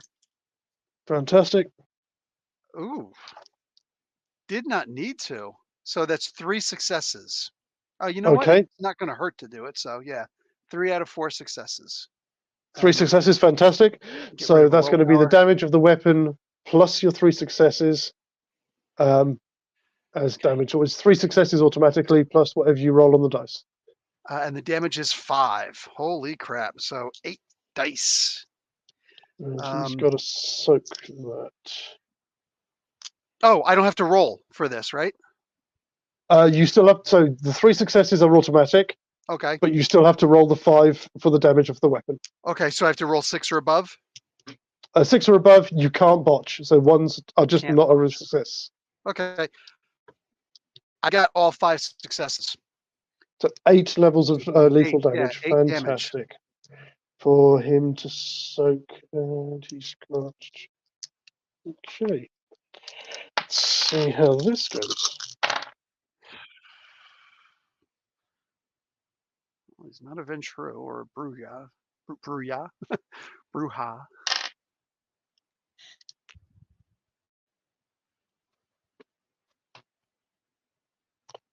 Fantastic.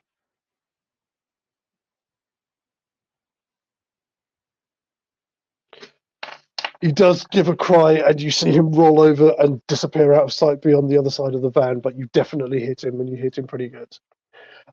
We are with Sam because you get your second action.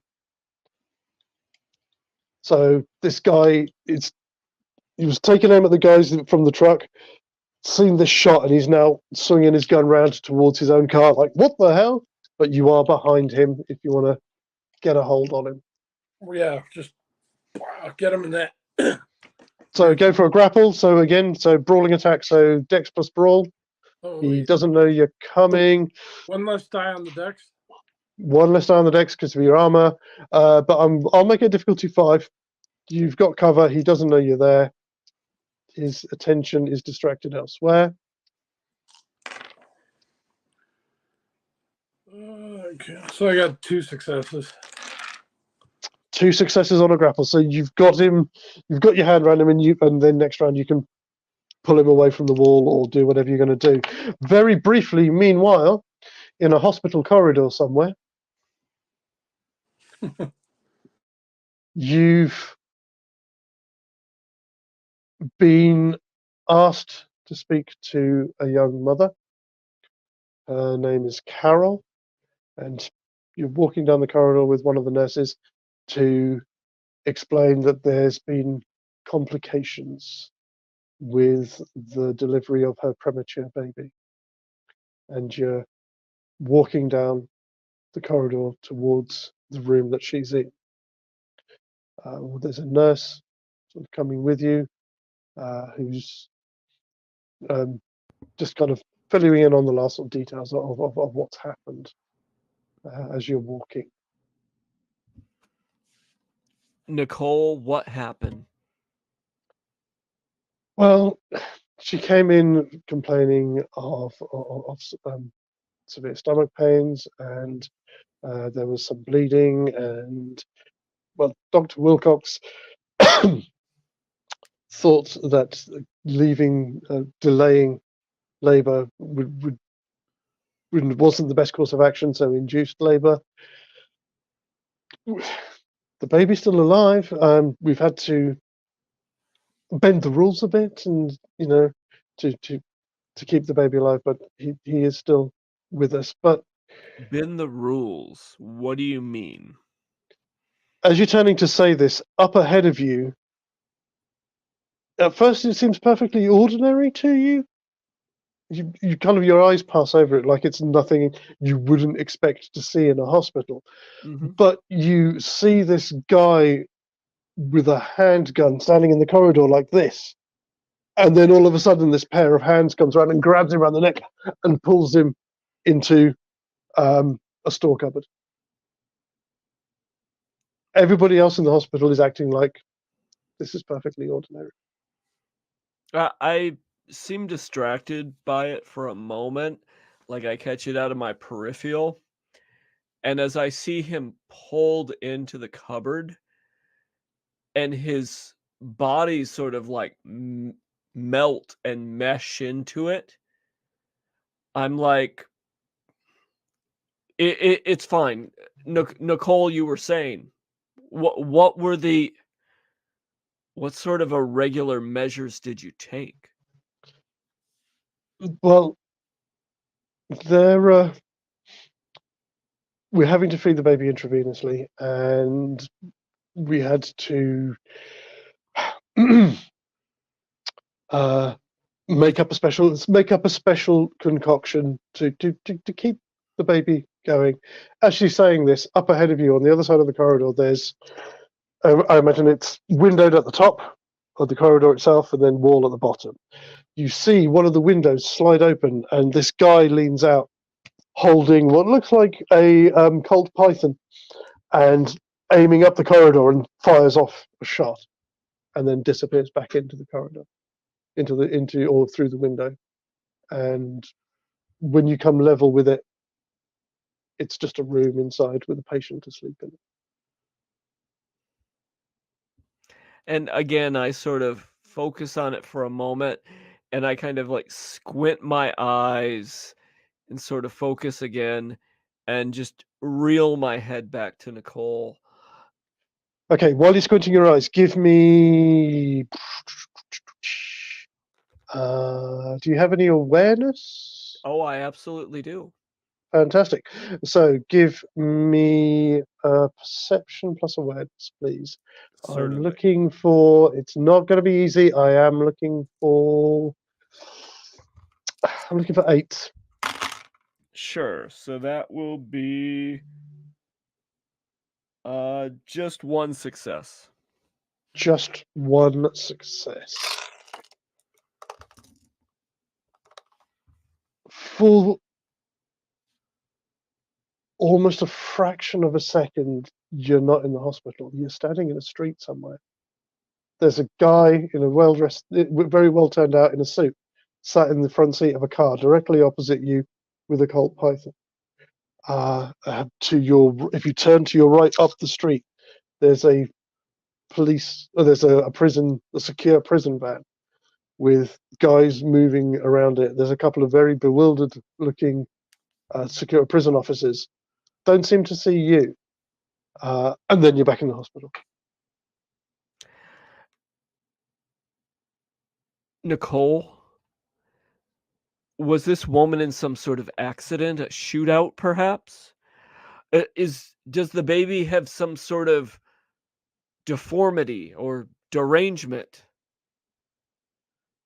No, Was it malformed? No, I don't think so. Well, it's premature, so it's quite small, but... Doctor, are you all right? I'm fine. I'm just reading the situation. It seems like something's urgent and some information is clearly missing. I'll go and find out if I can. At this point, you've just come level with the door to the room where this woman is. And I'll be back with you in a moment. Of course. Fantastic. Okay, so Sam, you've grabbed that guy. Andrew, you've had your go. So the 2 prison officers are like, shit, what the? Hey, do you want help with your car or what, man? They're still stood in the middle of the way. The guy that Sam didn't grab has come out from behind the car and is making a run for the door of the prison van. The other guys on the other side is making a run for the other door to try and get into it. We will have...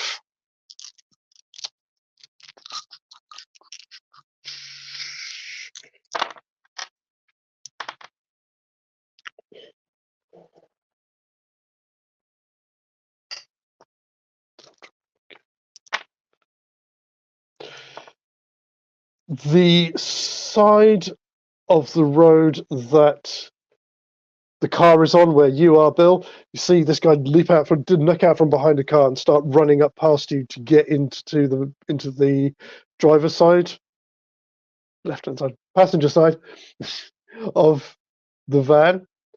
As he does so, there's this knife just flies past you and just goes straight into his leg, and he drops this. Oh fuck! Oh fuck! As this knife is sticking out of his leg, and you see David appear from up the street, drawing this massive fucking Bowie knife. And that's it, I think, for this round. You've got hold of him. He's just hit the deck. He's already on the deck. But the other guy on the other side, that's on Sam's side, jumps into the driver's seat, into the driver's side of the van. Or at least he's climbing up into it at the end of the round. So, new round. Can I have initiative, please? Yes. Just realized my voice was off. I was going to say I'm locking my doors. 3 successes again. Fantastic. So which means that when it's going to count, I'm going to get all all ones.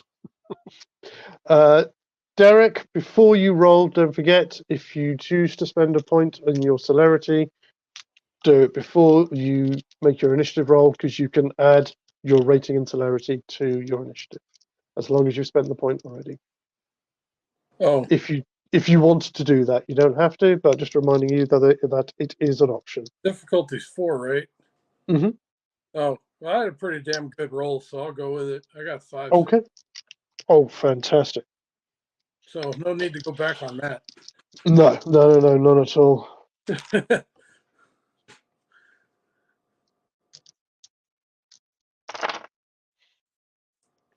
like rolling a 20 in D&D and be like, do you want to reroll? All right, maybe not that good, but it's pretty good.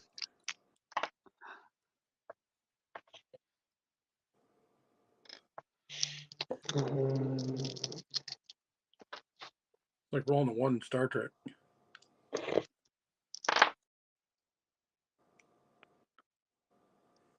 It's like rolling 5 successes in Vampire.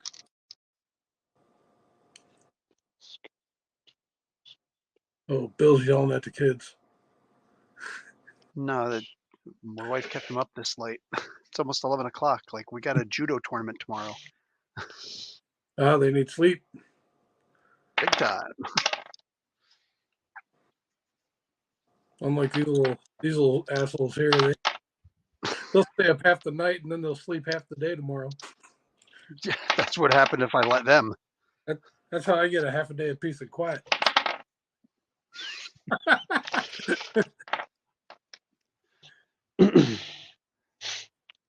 Okay, so what are we gonna do first?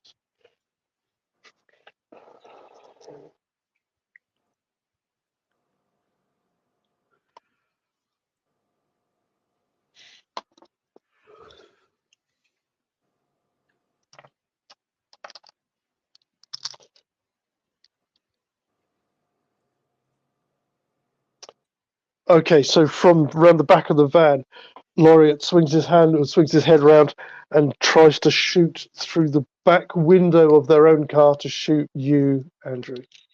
Okay, so it's not bulletproof. I was hoping. Obviously, you are in a car. I will give you. Obviously, you do have a free dodge if you wish to take it, but I will be upping the difficulty of it. I am going to make it.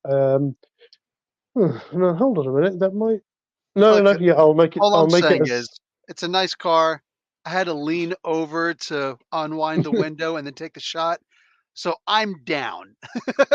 Like, I'm imagining they're guessing where I am, if there's anybody in the car in the first place. So Yeah, well, yeah, I'm but good. again, as you've pointed out, he does have all specs. Okay, but that's So not it's up to X-ray you. But vision. yeah, This guy, But this if you guy ain't the predator up in here. You know what I'm saying? I'm trusting no, that I'm good. I'm behind the you're seat. trusting that you're Everything. good. Okay, Oh yeah. fantastic. the car is a half. Car is a Huh? what? It's a half-ton weapon, Right? True. or a whole ton, depending on the year, or 2-ton if it's an 80s.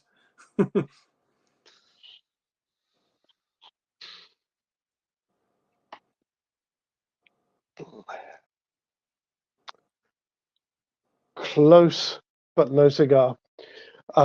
It goes through the headrest and through the windscreen as you're kind of leaning over. But yeah, and then he ducks out of sight again. That's Through the him hole in the on. headrest. What the hell? So that's him on a 6. We now go down for his first action on a 6. We now go down to 5s, which is going to be Sam and David. So we're with Sam first because who wants to go first? All right, so You've got this guy. is this guy a human or a vamp that I got? You've got hold of him. He feels warm to the touch. Okay, so we don't want to kill him. Okay, Just so just you're going to choke him out. So strength damage, straight strength. strength, and obviously your potence will give automatic successes on this as well. I got 3 potents, so and I've got specialty and damage. What's the difficulty? 6, standard 6. Oh, hold on. I get to re-roll 10s, right? With the okay. So we're at 6. 6 damage.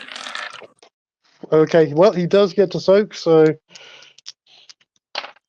Like I said, I'm not trying to kill him. I just want to choke him out. Yeah, hold on. uh, Are we actually doing damage for this? Because a rear naked choke, like that's just cutting off the carotid arteries. If this guy's a human, he needs to breathe. He'd be out in a couple of seconds. So I don't know how we no, do the that makes sense. combat in That this. makes sense. No, that would make sense. Yeah, Nerve damage he's checking. Yeah, I'm like just every time I've been put in or used it, it's literally you've got that's you're all you got, and all of a sudden you're and out. then you're gone. Okay, you're that makes done. sense. Thankfully, I've never had the pleasure of being in a sleeper hold. So No, it's a good It thing. doesn't Everybody hurt. should get it. Every man should get it. So that this is Andrew Taint talking. Every man should get it. So you know, it's not the just end so you of know the what it feels world. like. Yeah, It's true. That is true. Well, obviously, if I ever come to see you, then that will be my I reason will for coming. because you're a good guy. I will happily choke you out. Fantastic. That's worth the airfare to Canada, definitely. Okay, yes. So we will say he is down and he is out. He is out for the rest of this fight. So, and you didn't spend celerity, so that's your one action. Unless, no, you would have had to split your dice pool, so no. So that's your one for this one. So this guy's out, right? He is out. So you can now move on. There is another guy who's just jumped in on your side. You can see there's another guy who's now in the cab, or is getting into the cab of the van, of the police van. You can hear screams from the other side, and you can just see this guy rolling around on the ground with it, holding on to something that's embedded in his thigh. You can see David walking up, full in the lights of the thing, doesn't give a fuck, holding a big ass Bowie knife. You've heard a couple of shots going off. You know there's at least one other guy on the other side of the road as well. So you've got the rest of this round to take stock and decide what you want to do next round. That's on fives. David is, as he's walking up, he shouts at the two prison officers who are still a little bit dazed and confused in the middle of the road.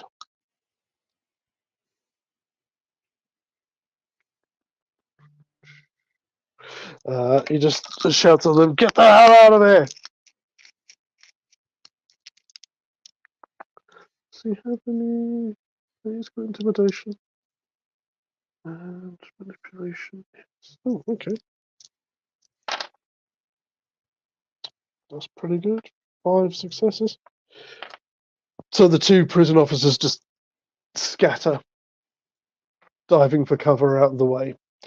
That's on 5s. So also on 5s, Laureate gets another go. Swings around, is going to have another shot at you, man. Sorry.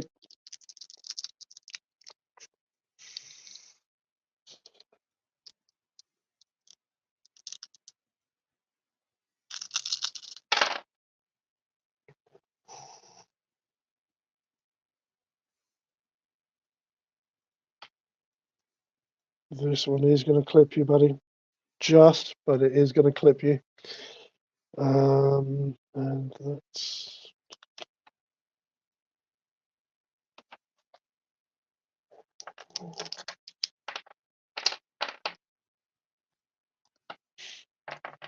I say he's just going to clip you, but it is... Oh, hang on a minute. What am I doing?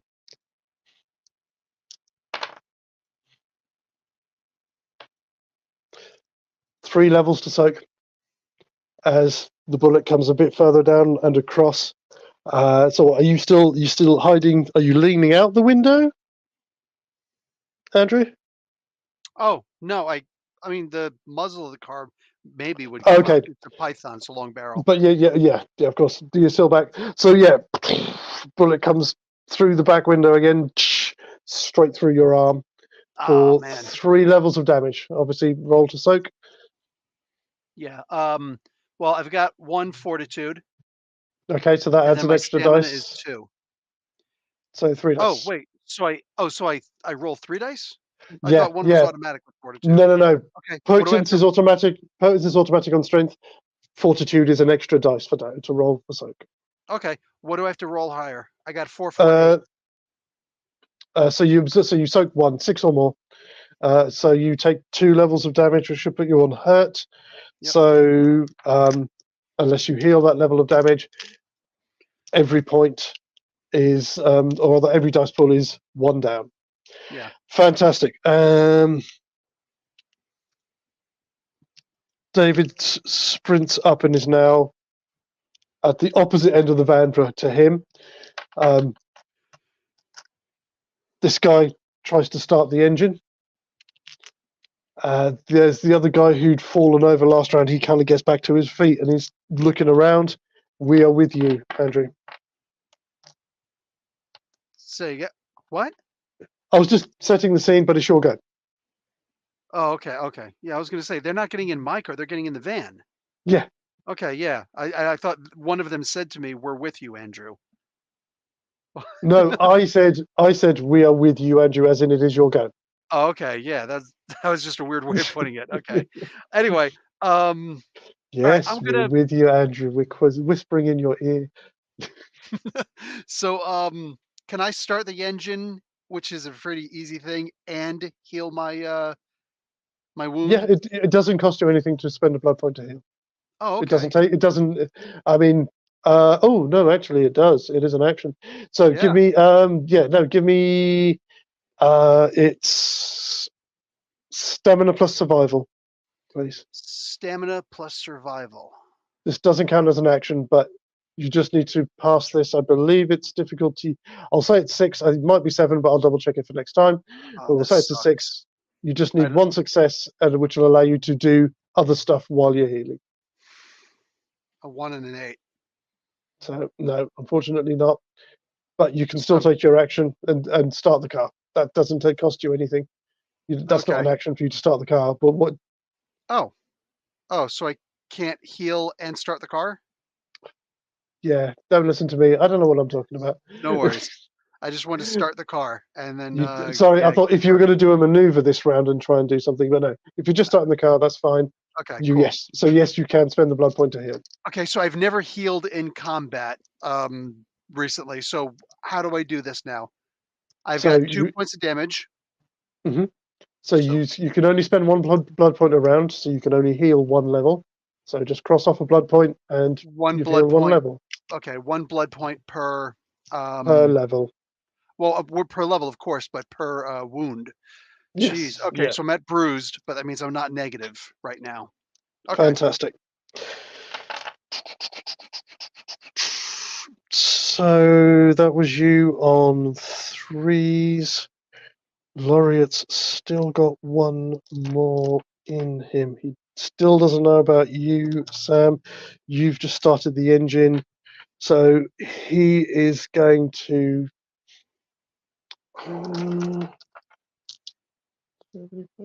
Let's go top.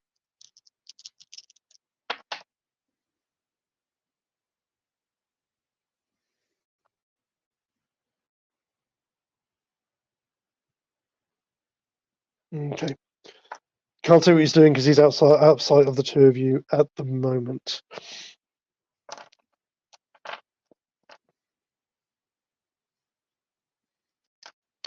Okay, and the only other guy who hasn't gone, so the guy who's got the engine started.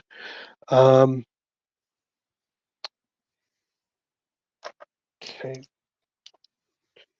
Guy in the van starts to reverse.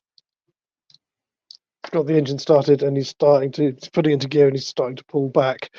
As he's doing that, the other guy who fell over last round comes running up and tries to swing the bat through the window at you, Andrew. Oh, this guy sucks. Don't worry about him.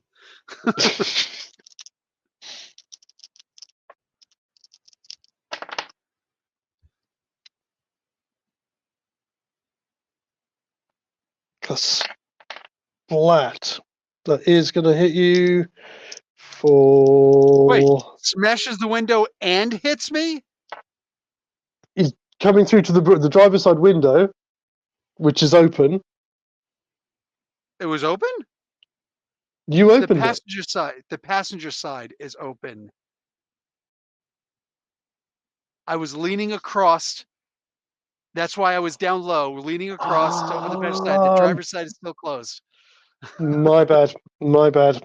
No, he's got to break that. So I mean, unless he's got like a lot of potency, he's got to break that window first. no, he doesn't. No, but yes. Okay. So as you're still there, this guy runs up the other side, and the window smashes behind you. You're showered does in smash? glass. Okay. Yeah, he does smash the glass. Yeah, and there's a guy stood there with a baseball bat. Again, Okay. all in blacks with a hood over his face. But that's it for that round. And initiatives again from everyone, please. While you're doing that, just make a note of what you get. Dr. Cross, you are now in this room.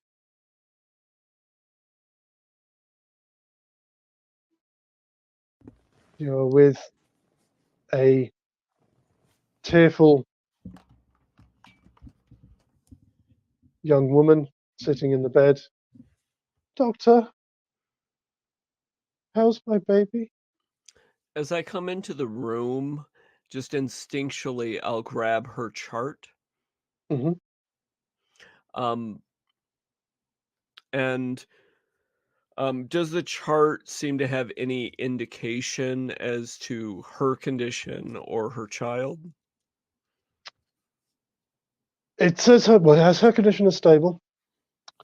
There's a couple of things on there that they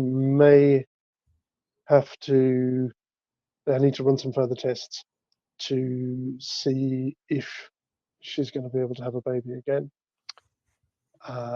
There's the only note that it says directly about the child is that it was taken to ICU.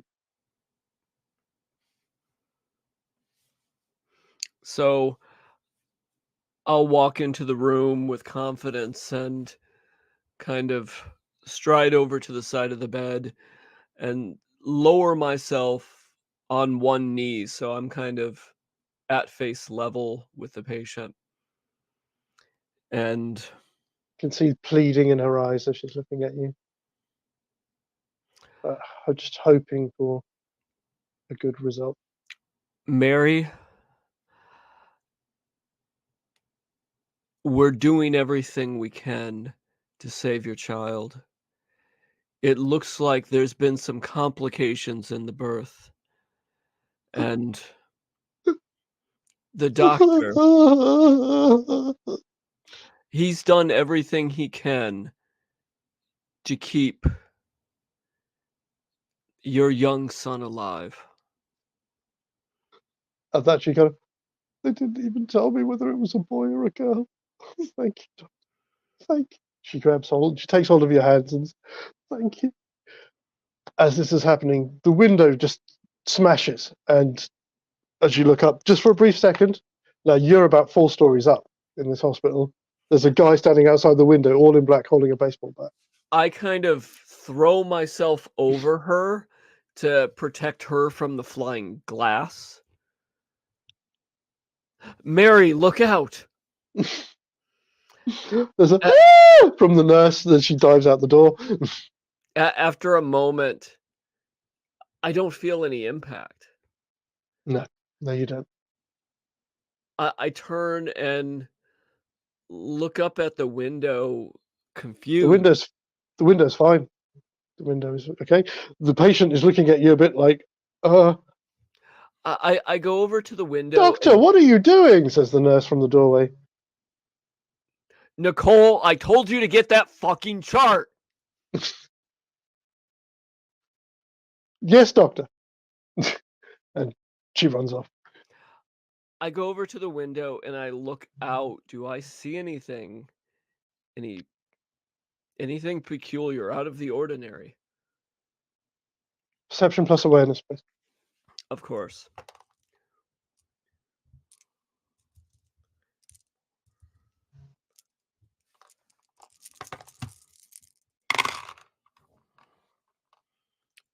Let's see. 1, 2. Are we going on 6s or 8s? For this one, we're going on 8. Okay. So that would be only 2 successes. Okay. You look out the window. You can see down below where on this side of the building, there's like a grass slope that leads down to a footpath that runs around the perimeter of the hospital. But everything beyond that, this doesn't look. There's something. It's like you're looking at a matte painting of what you're used to seeing from outside the hospital. I kind of blink once, twice, kind of rub my temples for a moment.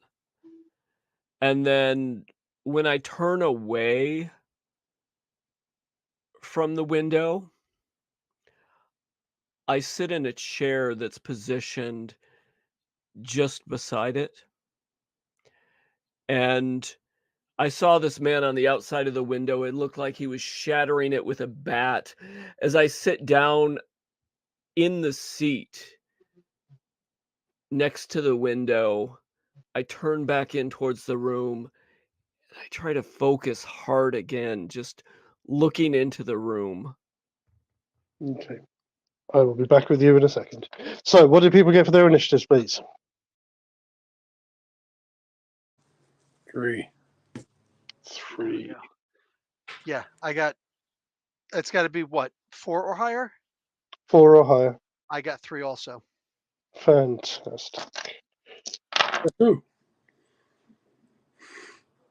So fantastic for who? For both of you. But there's going to be guys who are on 4 and 5. And the rest.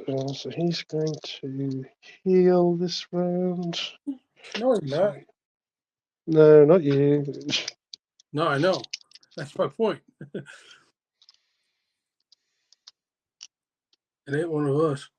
How the hell is the Bruja being stealthy? And the snake is out there. Bow, bow, bow, bow. Making as much noise as possible. Right? Phil. Yeah. In what we're doing, cute, but it's wrong. Okay, so he's rolling around on the floor. He's going on a 1. And he's on a 1 as well. And it's just called. A lot of dice rolling there. Come on, Gary. What are you doing? That was a compliment and an insult. Okay, so another shot rings out from a distance away.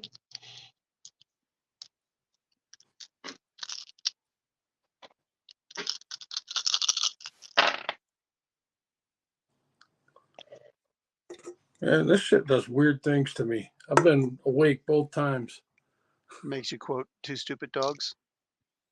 Is that where that was from? I just looked it up. Oh. Isn't that cute? Oh. But it's wrong.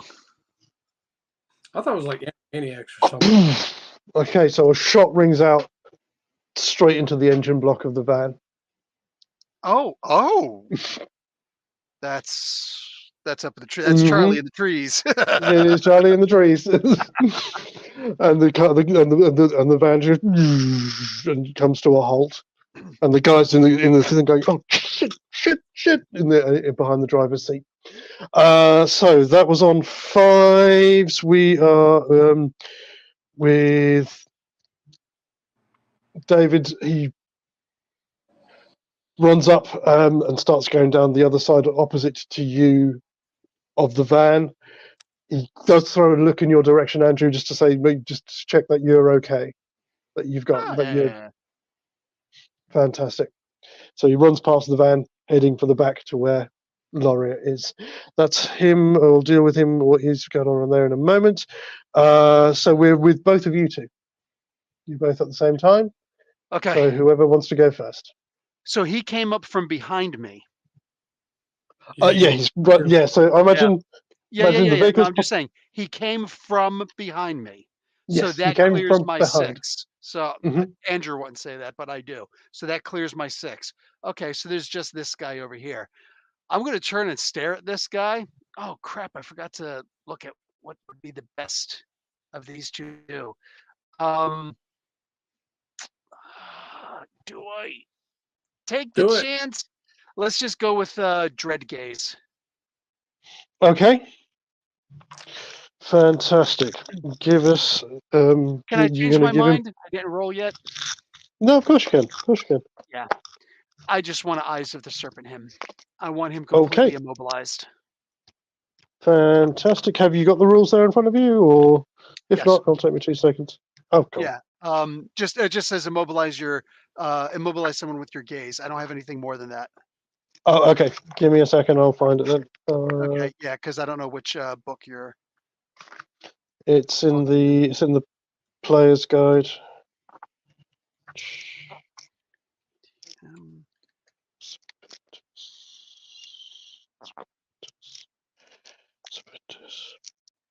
Um, ba, ba, ba, ba, ba. Yeah. No. So you only need to make a roll if it's a vampire, and this guy is not. Yeah. No roll is required for the use of this power, but it can be avoided if the mortal takes care not to look into the vampire's eyes. So your eyes go black, and you get these big gold irises as you stare at him, and he's bringing the back up, and he's Yep. just stopped like that while you're staring at him. Obviously, it only lasts for as long as while you are still staring at him. No, of course. So, what do you want to do? You've got him. He's not moving. Yeah, I'm going to lean the. Should I?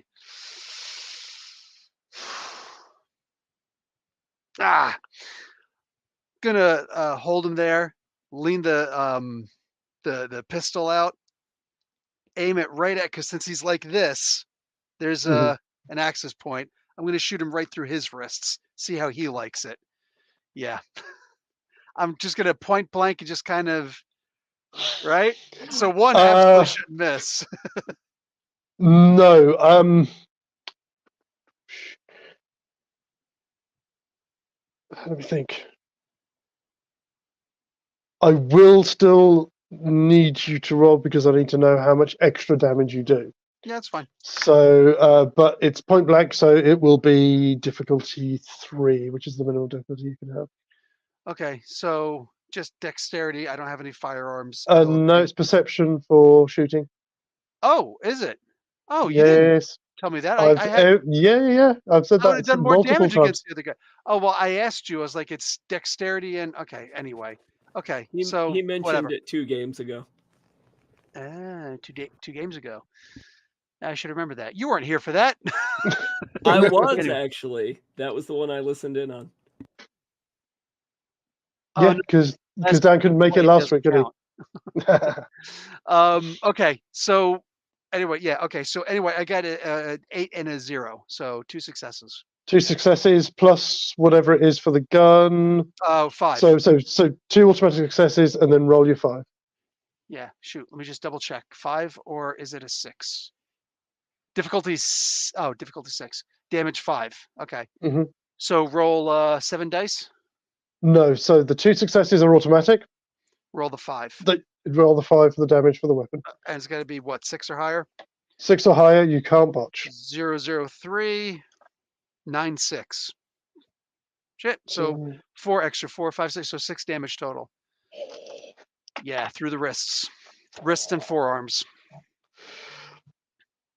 Well, luckily, it's lethal damage. He can roll to soak that, so he actually soaks 3 of it, which is a good job.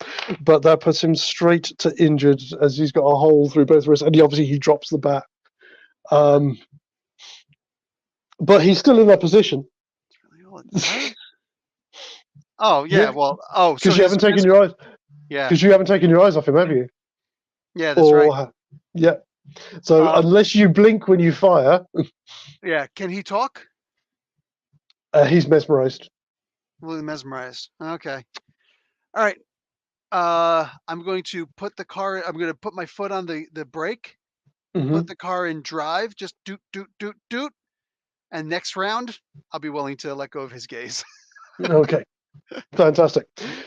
Sam, so there's the truck is slow to a halt after taking a bullet into the grill. The guy in the cab is like, what the fuck? What the fuck? You see David past, just ignoring him, heading for the back, heading for where Laureate is. You are free at the moment. The guy at your feet is unconscious. What do you want to do? On top of the van? No, Laureate's around the back. I want to go. Can I tell the way he's facing? Can I tell the direction he's facing? Not from where you are, because you're literally almost parallel with the cab of the van, and he's obviously at the back. You'd have to hop over the wall and run down there. You know what? You could easily make it with your movement this round if you wish to.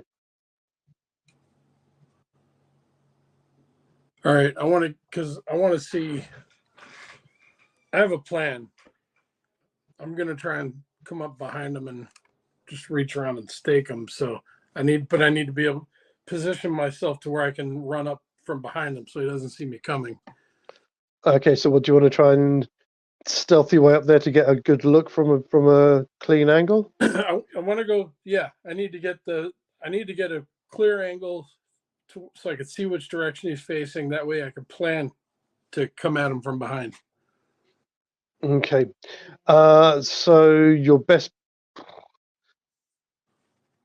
bet then is to again either stealth up on the side of the street where you are, which would mean kind of jumping through over a couple of low walls to get yourself level, or jump over, run up, and then sidle along the side of the van, a bit like what David has just done. But you'll just be a few paces behind him. Can I use?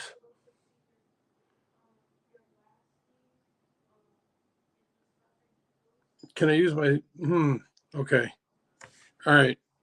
Can you use your? Well, I want to be as close as possible for when I do make the strike. So Okay. Right now I need to remain hidden. So give me Dex plus Stealth to get yourself into position, ready for next round, and it will also mean you can see what happens the rest of this round as well at the rear of the van. Okay, using willpower on that one. Okay. So Dex plus what'd you say? Stealth. Stealth, please. I don't have stealth. Good thing I used willpower. What's my difficulty? For this, it's going to be 6. 6. Okay, so yeah, he's engaged. It's dark. You know, you're moving. The biggest source of light at the moment is the lights from the van, and you're moving past them. So you'll be, you know. Okay, so with my willpower, only rolling 2 dice because of my armor. I have 3 successes. Fantastic. So you managed to stealth your way up to the back of the van. You can see round. What greets you there is Laureate has been trying to pull the doors open on the back of the van before it stopped. As he kind of jumps back off, you following up, you see David run around and lay into them, and the two of them start going at it between the kind of knocks the gun out of Laureate's hand, and he backhands David. She takes a couple of steps back. And with his next action, Laureate is going to unleash with his own Dread Gaze.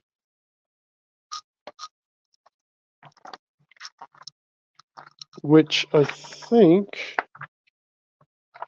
as you're looking around the back, I will need possibly a roll from you as well. For me? You are in sight of him.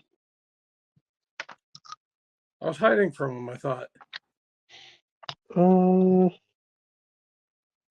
was being stealthy. You are being stealthy. Hold on. Was it not stealthy enough? You are, well, you're stealthy, but you are in a position where you can see him. Oh, so if you're, yeah, that works, huh? So that's going to be charisma plus intimidation.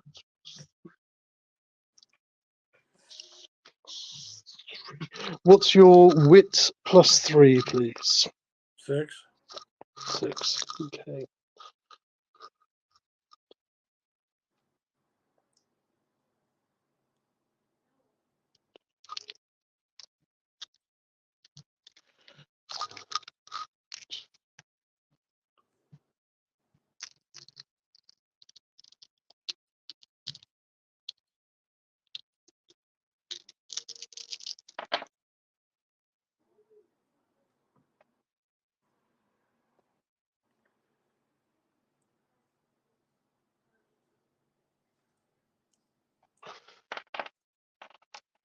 Okay. So he turns around and bares his fangs, his eyes flash, displaying all his vampiric nature. It is enough to make you duck back out of the way. You feel that same kind of quaking feeling inside of you, like you felt when Andrew did it to you. You do have the option if you want to try and overcome it with willpower. I know you've already spent a willpower this round, but yeah, your nerves are jangled. Even till David, as he gets back up, he's like takes a second to kind of gather himself from this. And Lauren's got one more. No, he healed himself, so that is his action for this round. Fantastic. I don't think anybody else has got anything else to do. Everyone. Oh yeah, the guy who. The other thing that you are aware of, Sam, as you duck back round, and you can probably see this as well, Andrew. The guy who was in the cab of the truck is like given up on it, jumps out, and starts running off up the street. As he does so,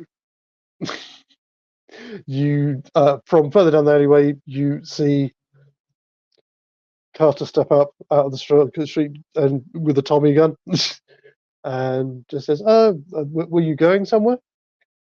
"Oh, fuck this!" and like gets down on the ground. Okay, so new round. Let's have some initiatives and let's see what people want to do. Initiative likes me. 3. 3.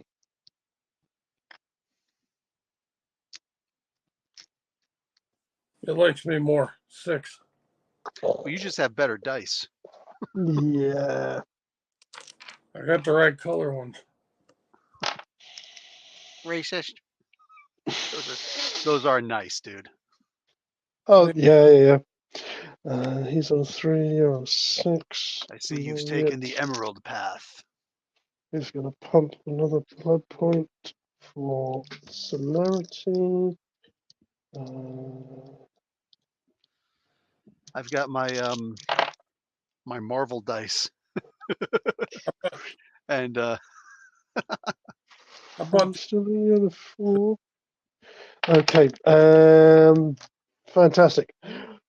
For 2 seconds, we're going to nip back to the hospital. Thatcher, you've been sat in this chair for a few minutes. Yeah, so I saw what looked like someone shatter. I saw what looked like someone shatter the window. I looked out into the street and it almost seemed like a painting of sorts. I sat down near the window and then I peered back into the room, just kind of focusing like there's something wrong with the outside. What is on the inside? And I kind of take the perspective of the window, and instead of looking out from the window, I almost dissociate from my body and look in through the window. Kind of just shifting my gaze and my focus and my perspective inward in that way. Okay.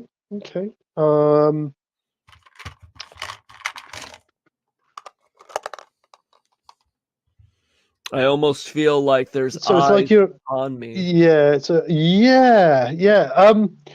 So for a brief moment, it is like you're outside of the window looking in, and you can see yourself sat there, and you can see the woman in the bed looking concerned at you.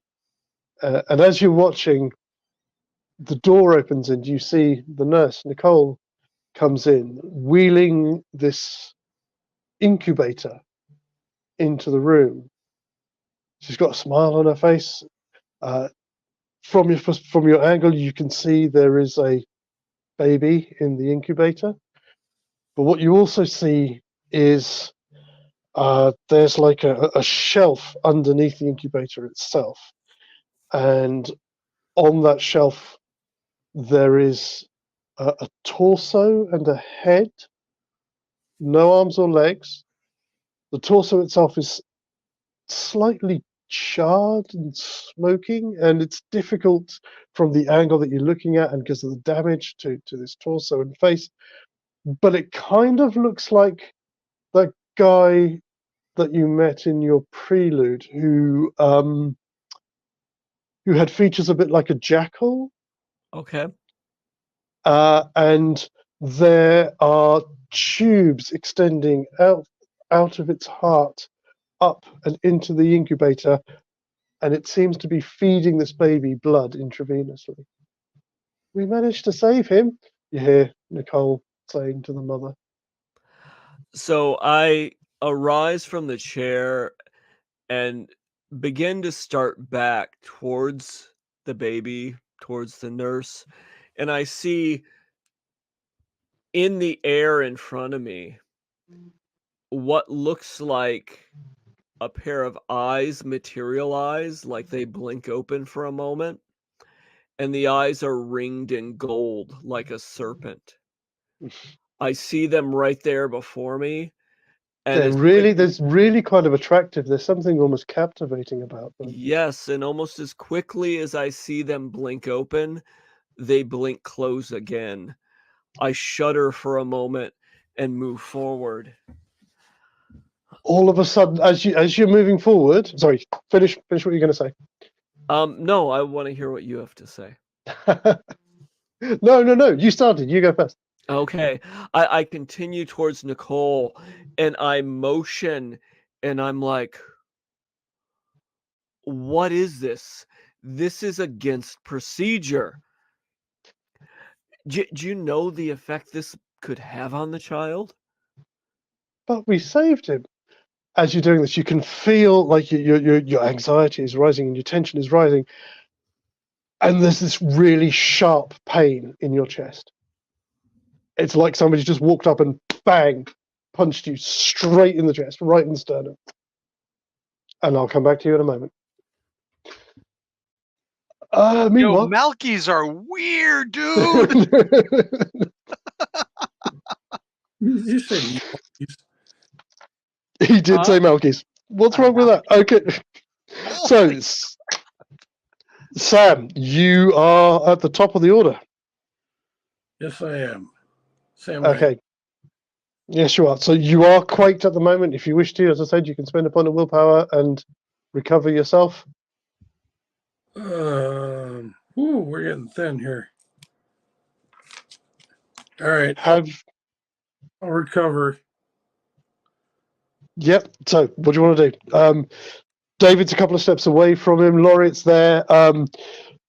That attack last round has managed to disarm Laureate, so he is just standing there going, "Come on, you motherfuckers, you fucking yank bastards, fucking have some." So while Laureate's distracted, I'm going to run up. I'm just running up from behind him.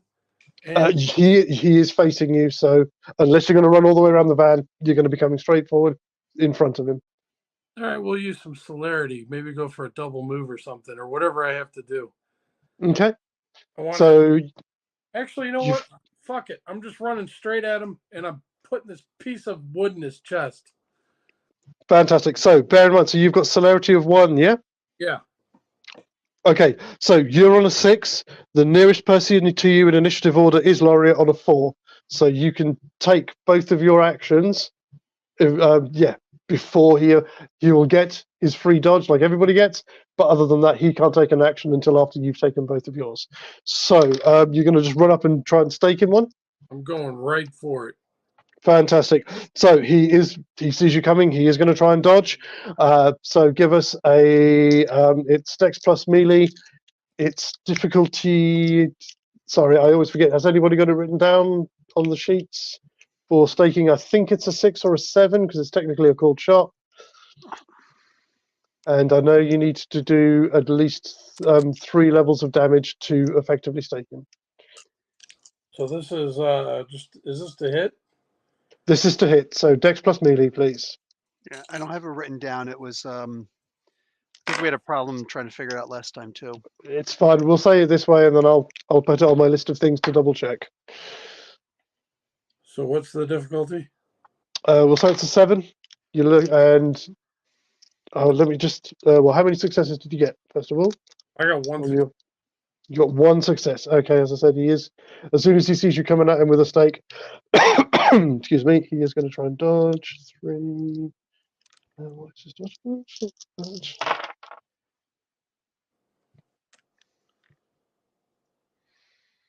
Yeah, he fucking takes a leap back as you not enough legs on it. Did he? Yeah, he did spend celerity this round. So so if you want to take another go, you can, but he will be able to dodge because he's using his celerity. So if you want to make another hit, Yeah, might as well. to do that. Just same again. Dex plus the melee. Plus your melee, yep. What did we say the difficulty was? 7. Fuck. 1.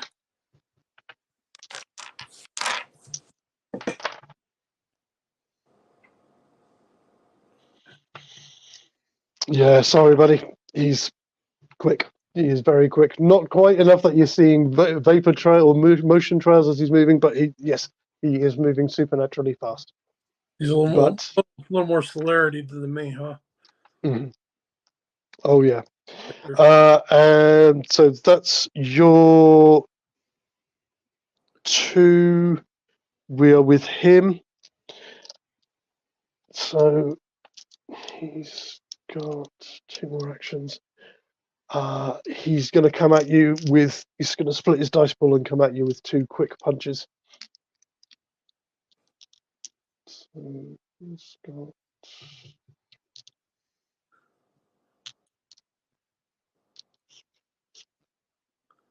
2. I get a So dodge. obviously, Right? you get a free dodge if you want to take it. Yeah, let's take it. Fuck it. Okay, so he's got 1 success on his first hit. Roll to dodge. So Dex plus dodge. Each success you get takes away from one of his successes to hit. Difficulty? Standard for dodge, it's 6. I got 1 success.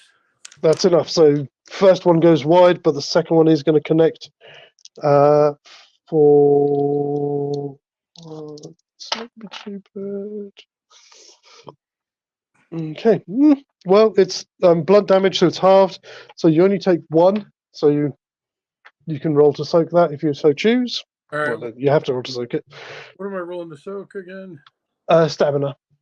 Stamina difficulties. Yeah, difficulty 6. You can't botch. 1's just fail. My body armor's not going to do any good. Oh, yeah. Your body armor adds 2 to your dice. Oh, okay. Are they body shots he's throwing? Yeah. Okay, then. Said 6 is difficulty? Mm-hmm. Oh, hold on, because I got the soak specialty, so doesn't matter. I got 1, 2, 3, 2, 3. Yeah. You don't take any damage. He connects, but you don't take any damage. So that puts us on 3s. He has got another action, but we are with you, Andrew. Okay, I'm going to ram the car into Laurette. Okay.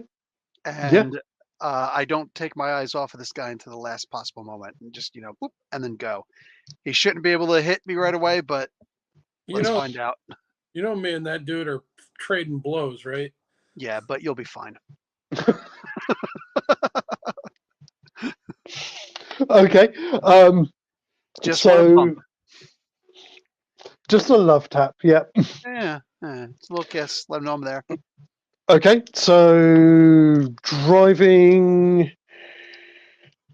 It's going to be perception, I suppose. Perception and drive. Okay.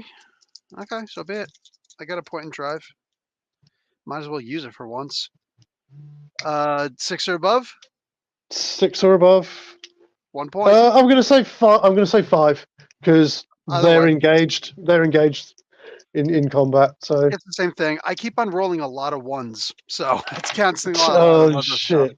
Yeah, I know. As long as you're not botching, that's fine.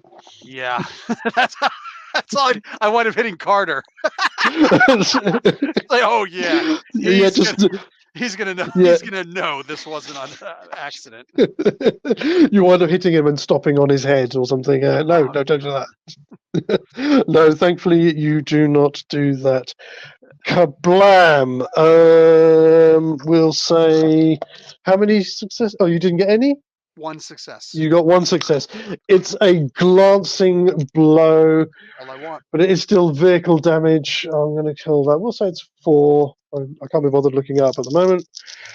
So, oof.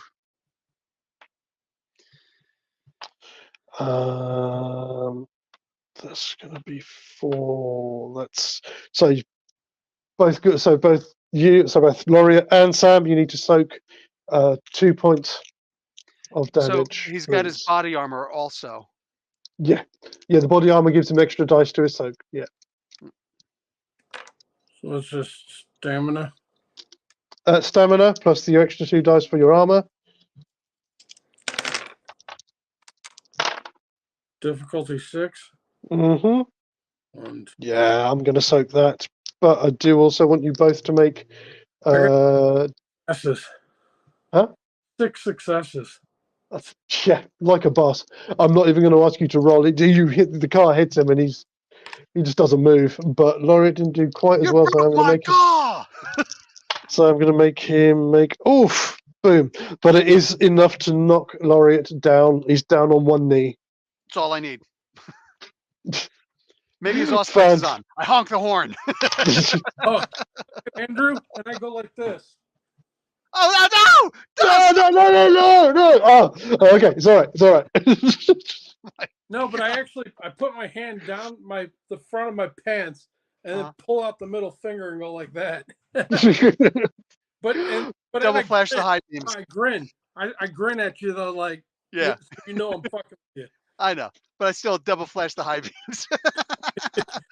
You know the universal symbol for go ahead. That's fantastic. But yes, fantastic move. You honk the horn. He's motherfucker.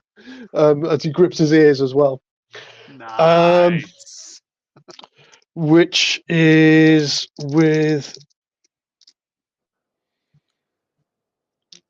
David.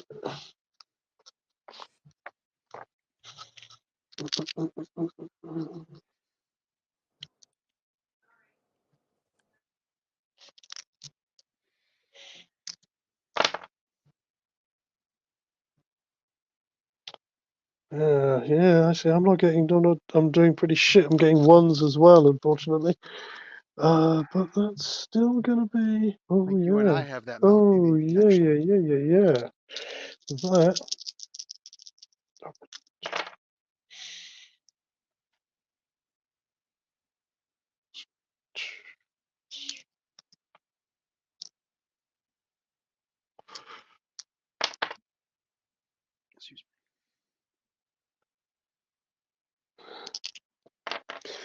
So as this is going on, David runs up, grabs Laureate sort of around the forehead, and drives his Bowie knife into his chest.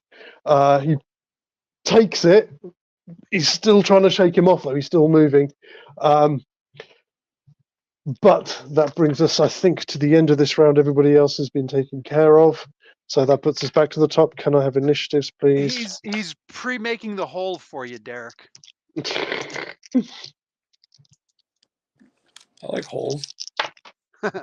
I got 2 this time. 2 for my initiative. I got 6 again. Keep on rolling all those 6s. I'll know exactly who you are. Hey, if I get 3 6s in a row, That's what I'm saying.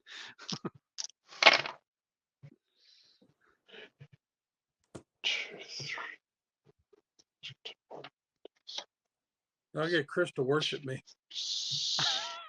Probably would.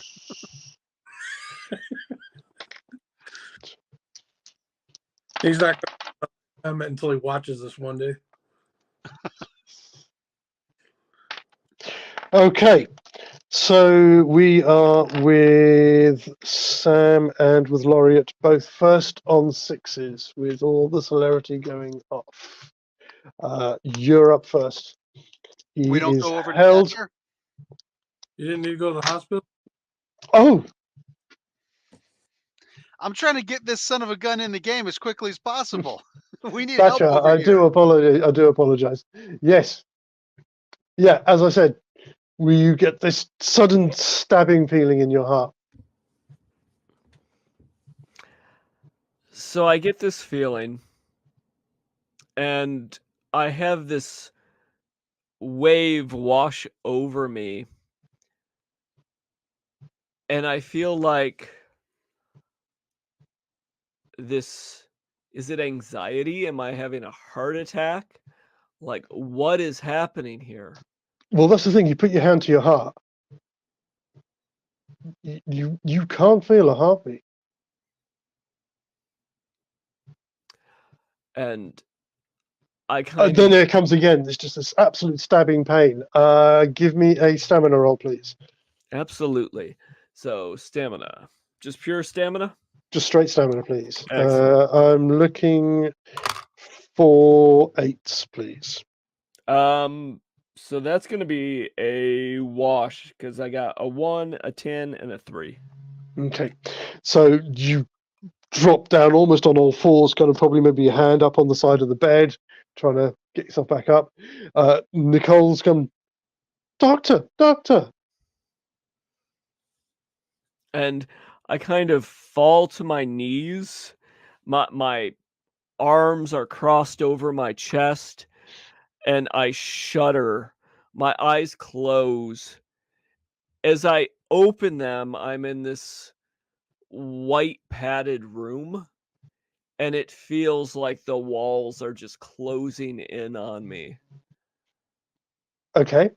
You are in a white padded room. The pads around the wall are filthy and they're grimy, and somewhere in the distance you can hear dripping water. And maybe what sounds like the growling of a dog. Can I try to listen, maybe see if I can figure out what kind of dog it is? Or if it's really a dog at all? Do you have anything in animal ken? I don't, but I am pretty good at hearing. You'd need animal ken to be able to distinguish it. I'm just wondering if, maybe is this a dog or is it actually a wolf? Yeah, no, you'd need animal ken to be able to discern between the two. Okay. You think you can hear voices as well. You can't make out what they're saying, but there's definitely a muttering going on. Some sort of muffled noises. Mm-hmm. And I'll be back with you in a second. Okay. So, Sam, you are up. We don't forget as well. You do have the option if you want to. I know you've got 2 actions. You can split your dice pools on those actions. So one action you can do more than one thing. Or I could spend a point of blood and do 2 things anyway. Full on. Are you using your celerity this round? Fuck yeah, why not? Okay. I got enough blood to go around. Cool. Again, last time I'm saying it, if you want to use celerity, make sure you tell me before I say roll initiative, Oh, because then you can add your celerity to your initiative. That's what I always say, yeah. But because we've already done it, no, that's okay. Yeah, we'll just say one action then. Oh no! You can still use your celerity this round, but I'm just saying if you are intending to use it, do tell me before you roll your initiative, because then you can add it to your initiative. Oh, I'm already going first anyway. Yes, yeah, that's true. But yeah, okay. So he's got Laureate held. He is going on the same. He is going on a 6 as well. So for dramatic reasons, I'm going to say he's going to try and shoot him, throw him off while you're going in to stab him. Okay. So you are both doing things at the same time. Okay, so oh shit. So dexterity and melee. And melee. And I'm going to make a strength roll for Laureate to see if he can throw David off. 2 against David's strength. Oh, I don't think he's going to do this. I don't think he can't do it unless. No, he cannot. He's thrashing, trying to get him off as you come running up. What's the difficulty? I'm going to make this one a 4 because he is held. Oh shit! Okay, then I got 4 successes. 4 successes to hit. Roll damage. You need to do at least 3 levels of damage. All right, so we're going. And no, you can't add willpower to damage. What's the damage? So damage for a stake is strength +2. So the +2 is automatic. Oh, So it's +2 plus your rating in potence is automatic. So that's a minimum of 5, and then whatever you roll on your strength, and then he will have to soak that. what's the difficulty on this? 6. Damage is always 6. Okay, it's hard for me to remember. So I started 5 already. So you've already done enough damage to stake him. Add whatever you roll on your strength damage, because that's what he has to roll to soak against. Altogether, 7 damage. 7 damage. And he soaks 2. Habang! He is down. You drive the stake through his chest.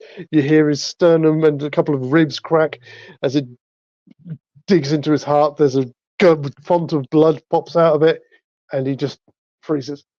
Limp as a dick. Limp as a dick. And I believe we are out of combat. What's the guy with the ouchie bat doing? Fuck! Oh, fuck! Oh, shit! Oh, Good. fuck! He's on the ground rolling. Oh, no! Fuck! I've got a game in 2 days' time. Oh, shit! Gaming right now. You could play with us. All right. Oh, Okay, so clear up. What do you want to do? Because Clear up. clear up. What do you want to do? There are going to be cops will be slightly curiously delayed, but you do have some cleanup to do. Carter, do you want this new car? No. Do you want the bus? Well, I'd like to get it back to the prison if we can. Yeah. One of the Construction workers. no, not construction workers. One of the prison wardens, who's got a little bit more concern for his job, kind of comes back out. He's holding his gun, like, no one move, nobody move. You do His hands are recognize the shaking. people who just saved your life, right? Yeah, and I don't see any of you wearing a badge or a uniform, so nobody move.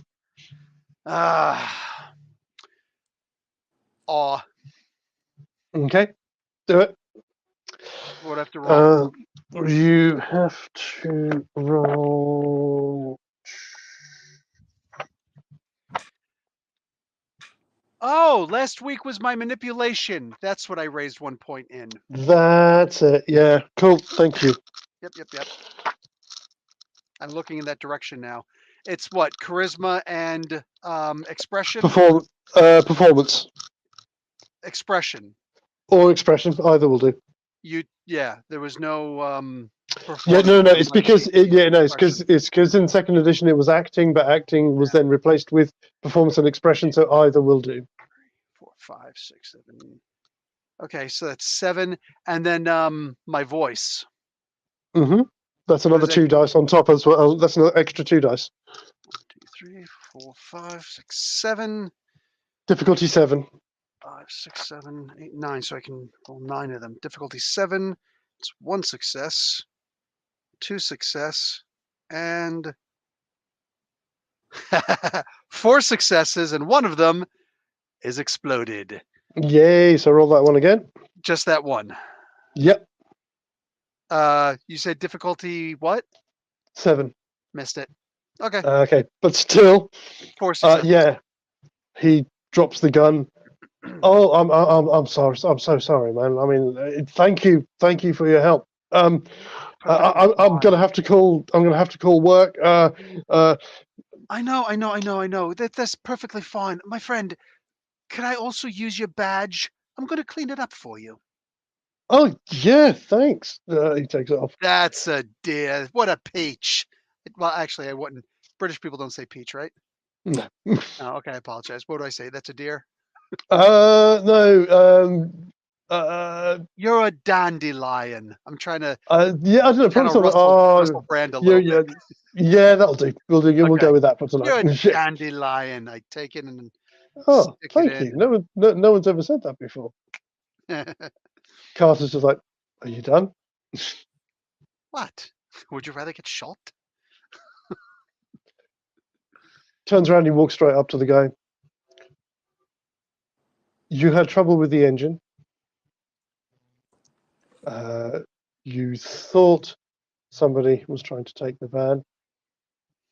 Your colleague decided to try and go and... No, sorry. I'm not going to do that again. I completely went off on a tangent there. Yeah, so he walks over to the guys and just says, look, I'm really sorry this has happened to you. But of course, we both know that there were some undesirable elements in this area. Somebody took a shot at the van, causing it to stop. And your colleague managed to make it out of the back of the van to go away and try and get help. And you hid over in that dumpster over there until he returned. That is what happened, isn't it? Yeah. Yeah, that is. And he walks off towards the dumpster, completely ignoring all of you. But he's still in awe of me.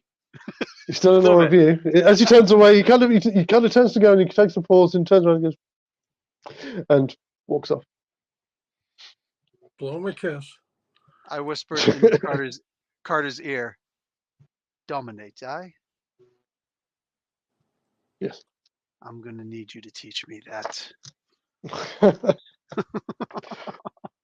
Well, when maybe when you've addressed some of your less desirable traits, we can talk. Oh, damn. He said you suck. Wow. Oh, I know exactly what he said. Fantastic. What do you want to do with these other guys? David's and Sam, if you want, you can grab Laureate, get him out of sight. Hell yeah. Throw him over. Just down the end of the road, you see a limo pulling up. You can throw him into the back of the limo, in the boot of the limo. I'm going to walk. I'm going to be like, you've been a really bad boy. Just to humiliate this fucker in case anybody's looking. What do you want to do with these other guys who are kind of... So there's one guy... Staked. Holy crap. Huh? It's a good thing he's staked. Mm-hmm. You know what happens when you humiliate a vampire? Because I've done it to you. Yes. But he is aware while he's staked, right? Oh, yeah. He can hear you. Yeah. He'll remember that Holy shit. crap. Yeah, he will. You better hope he never gets back on the streets. Holy crap. What do you want to do with these other guys? You're in charge. Carter will take care of them. He will make sure that they forget. Bill, I need you to make me an intelligence plus alertness roll, please. Oh boy, here we go. Okay, 6 and above, I got 1. You got 1. Okay. As Carter's doing his thing with his dominate, he's kind of got all of them to take their hoods off. 2 of them are complete strangers, but the other 2 you've seen before. They're kind of youngish guys, maybe at most late, early 20s. You sure one of them's name is Todd? You're not sure about the other one? I didn't write down any Todd. No, but you've definitely seen them before. My previous life? No. You sure you've met him and this other guy? You can't remember the other guy's name, but one of them definitely. You've seen him somewhere in the past 3-4 days. Was he one of the I guys will- at my kiss? No, none of these guys are. Actually, no. The other 2 guys that you don't recognise, maybe you saw one of those. You might, and Sam might remember them from being at the graveyard, but no, this was somewhere else. This is one of the guys that we just beat up. Yeah, it's the guy. It's actually the guy that you shot through the wrist. I'll leave that with you. Okay. Okay, so you can clear these guys up and you can bug out. I am conscious of the time, so I will call it there. If people are happy. Oh yeah. Yeah. Cool. Before I do, though, we are going to zip back to the hospital or to the asylum now.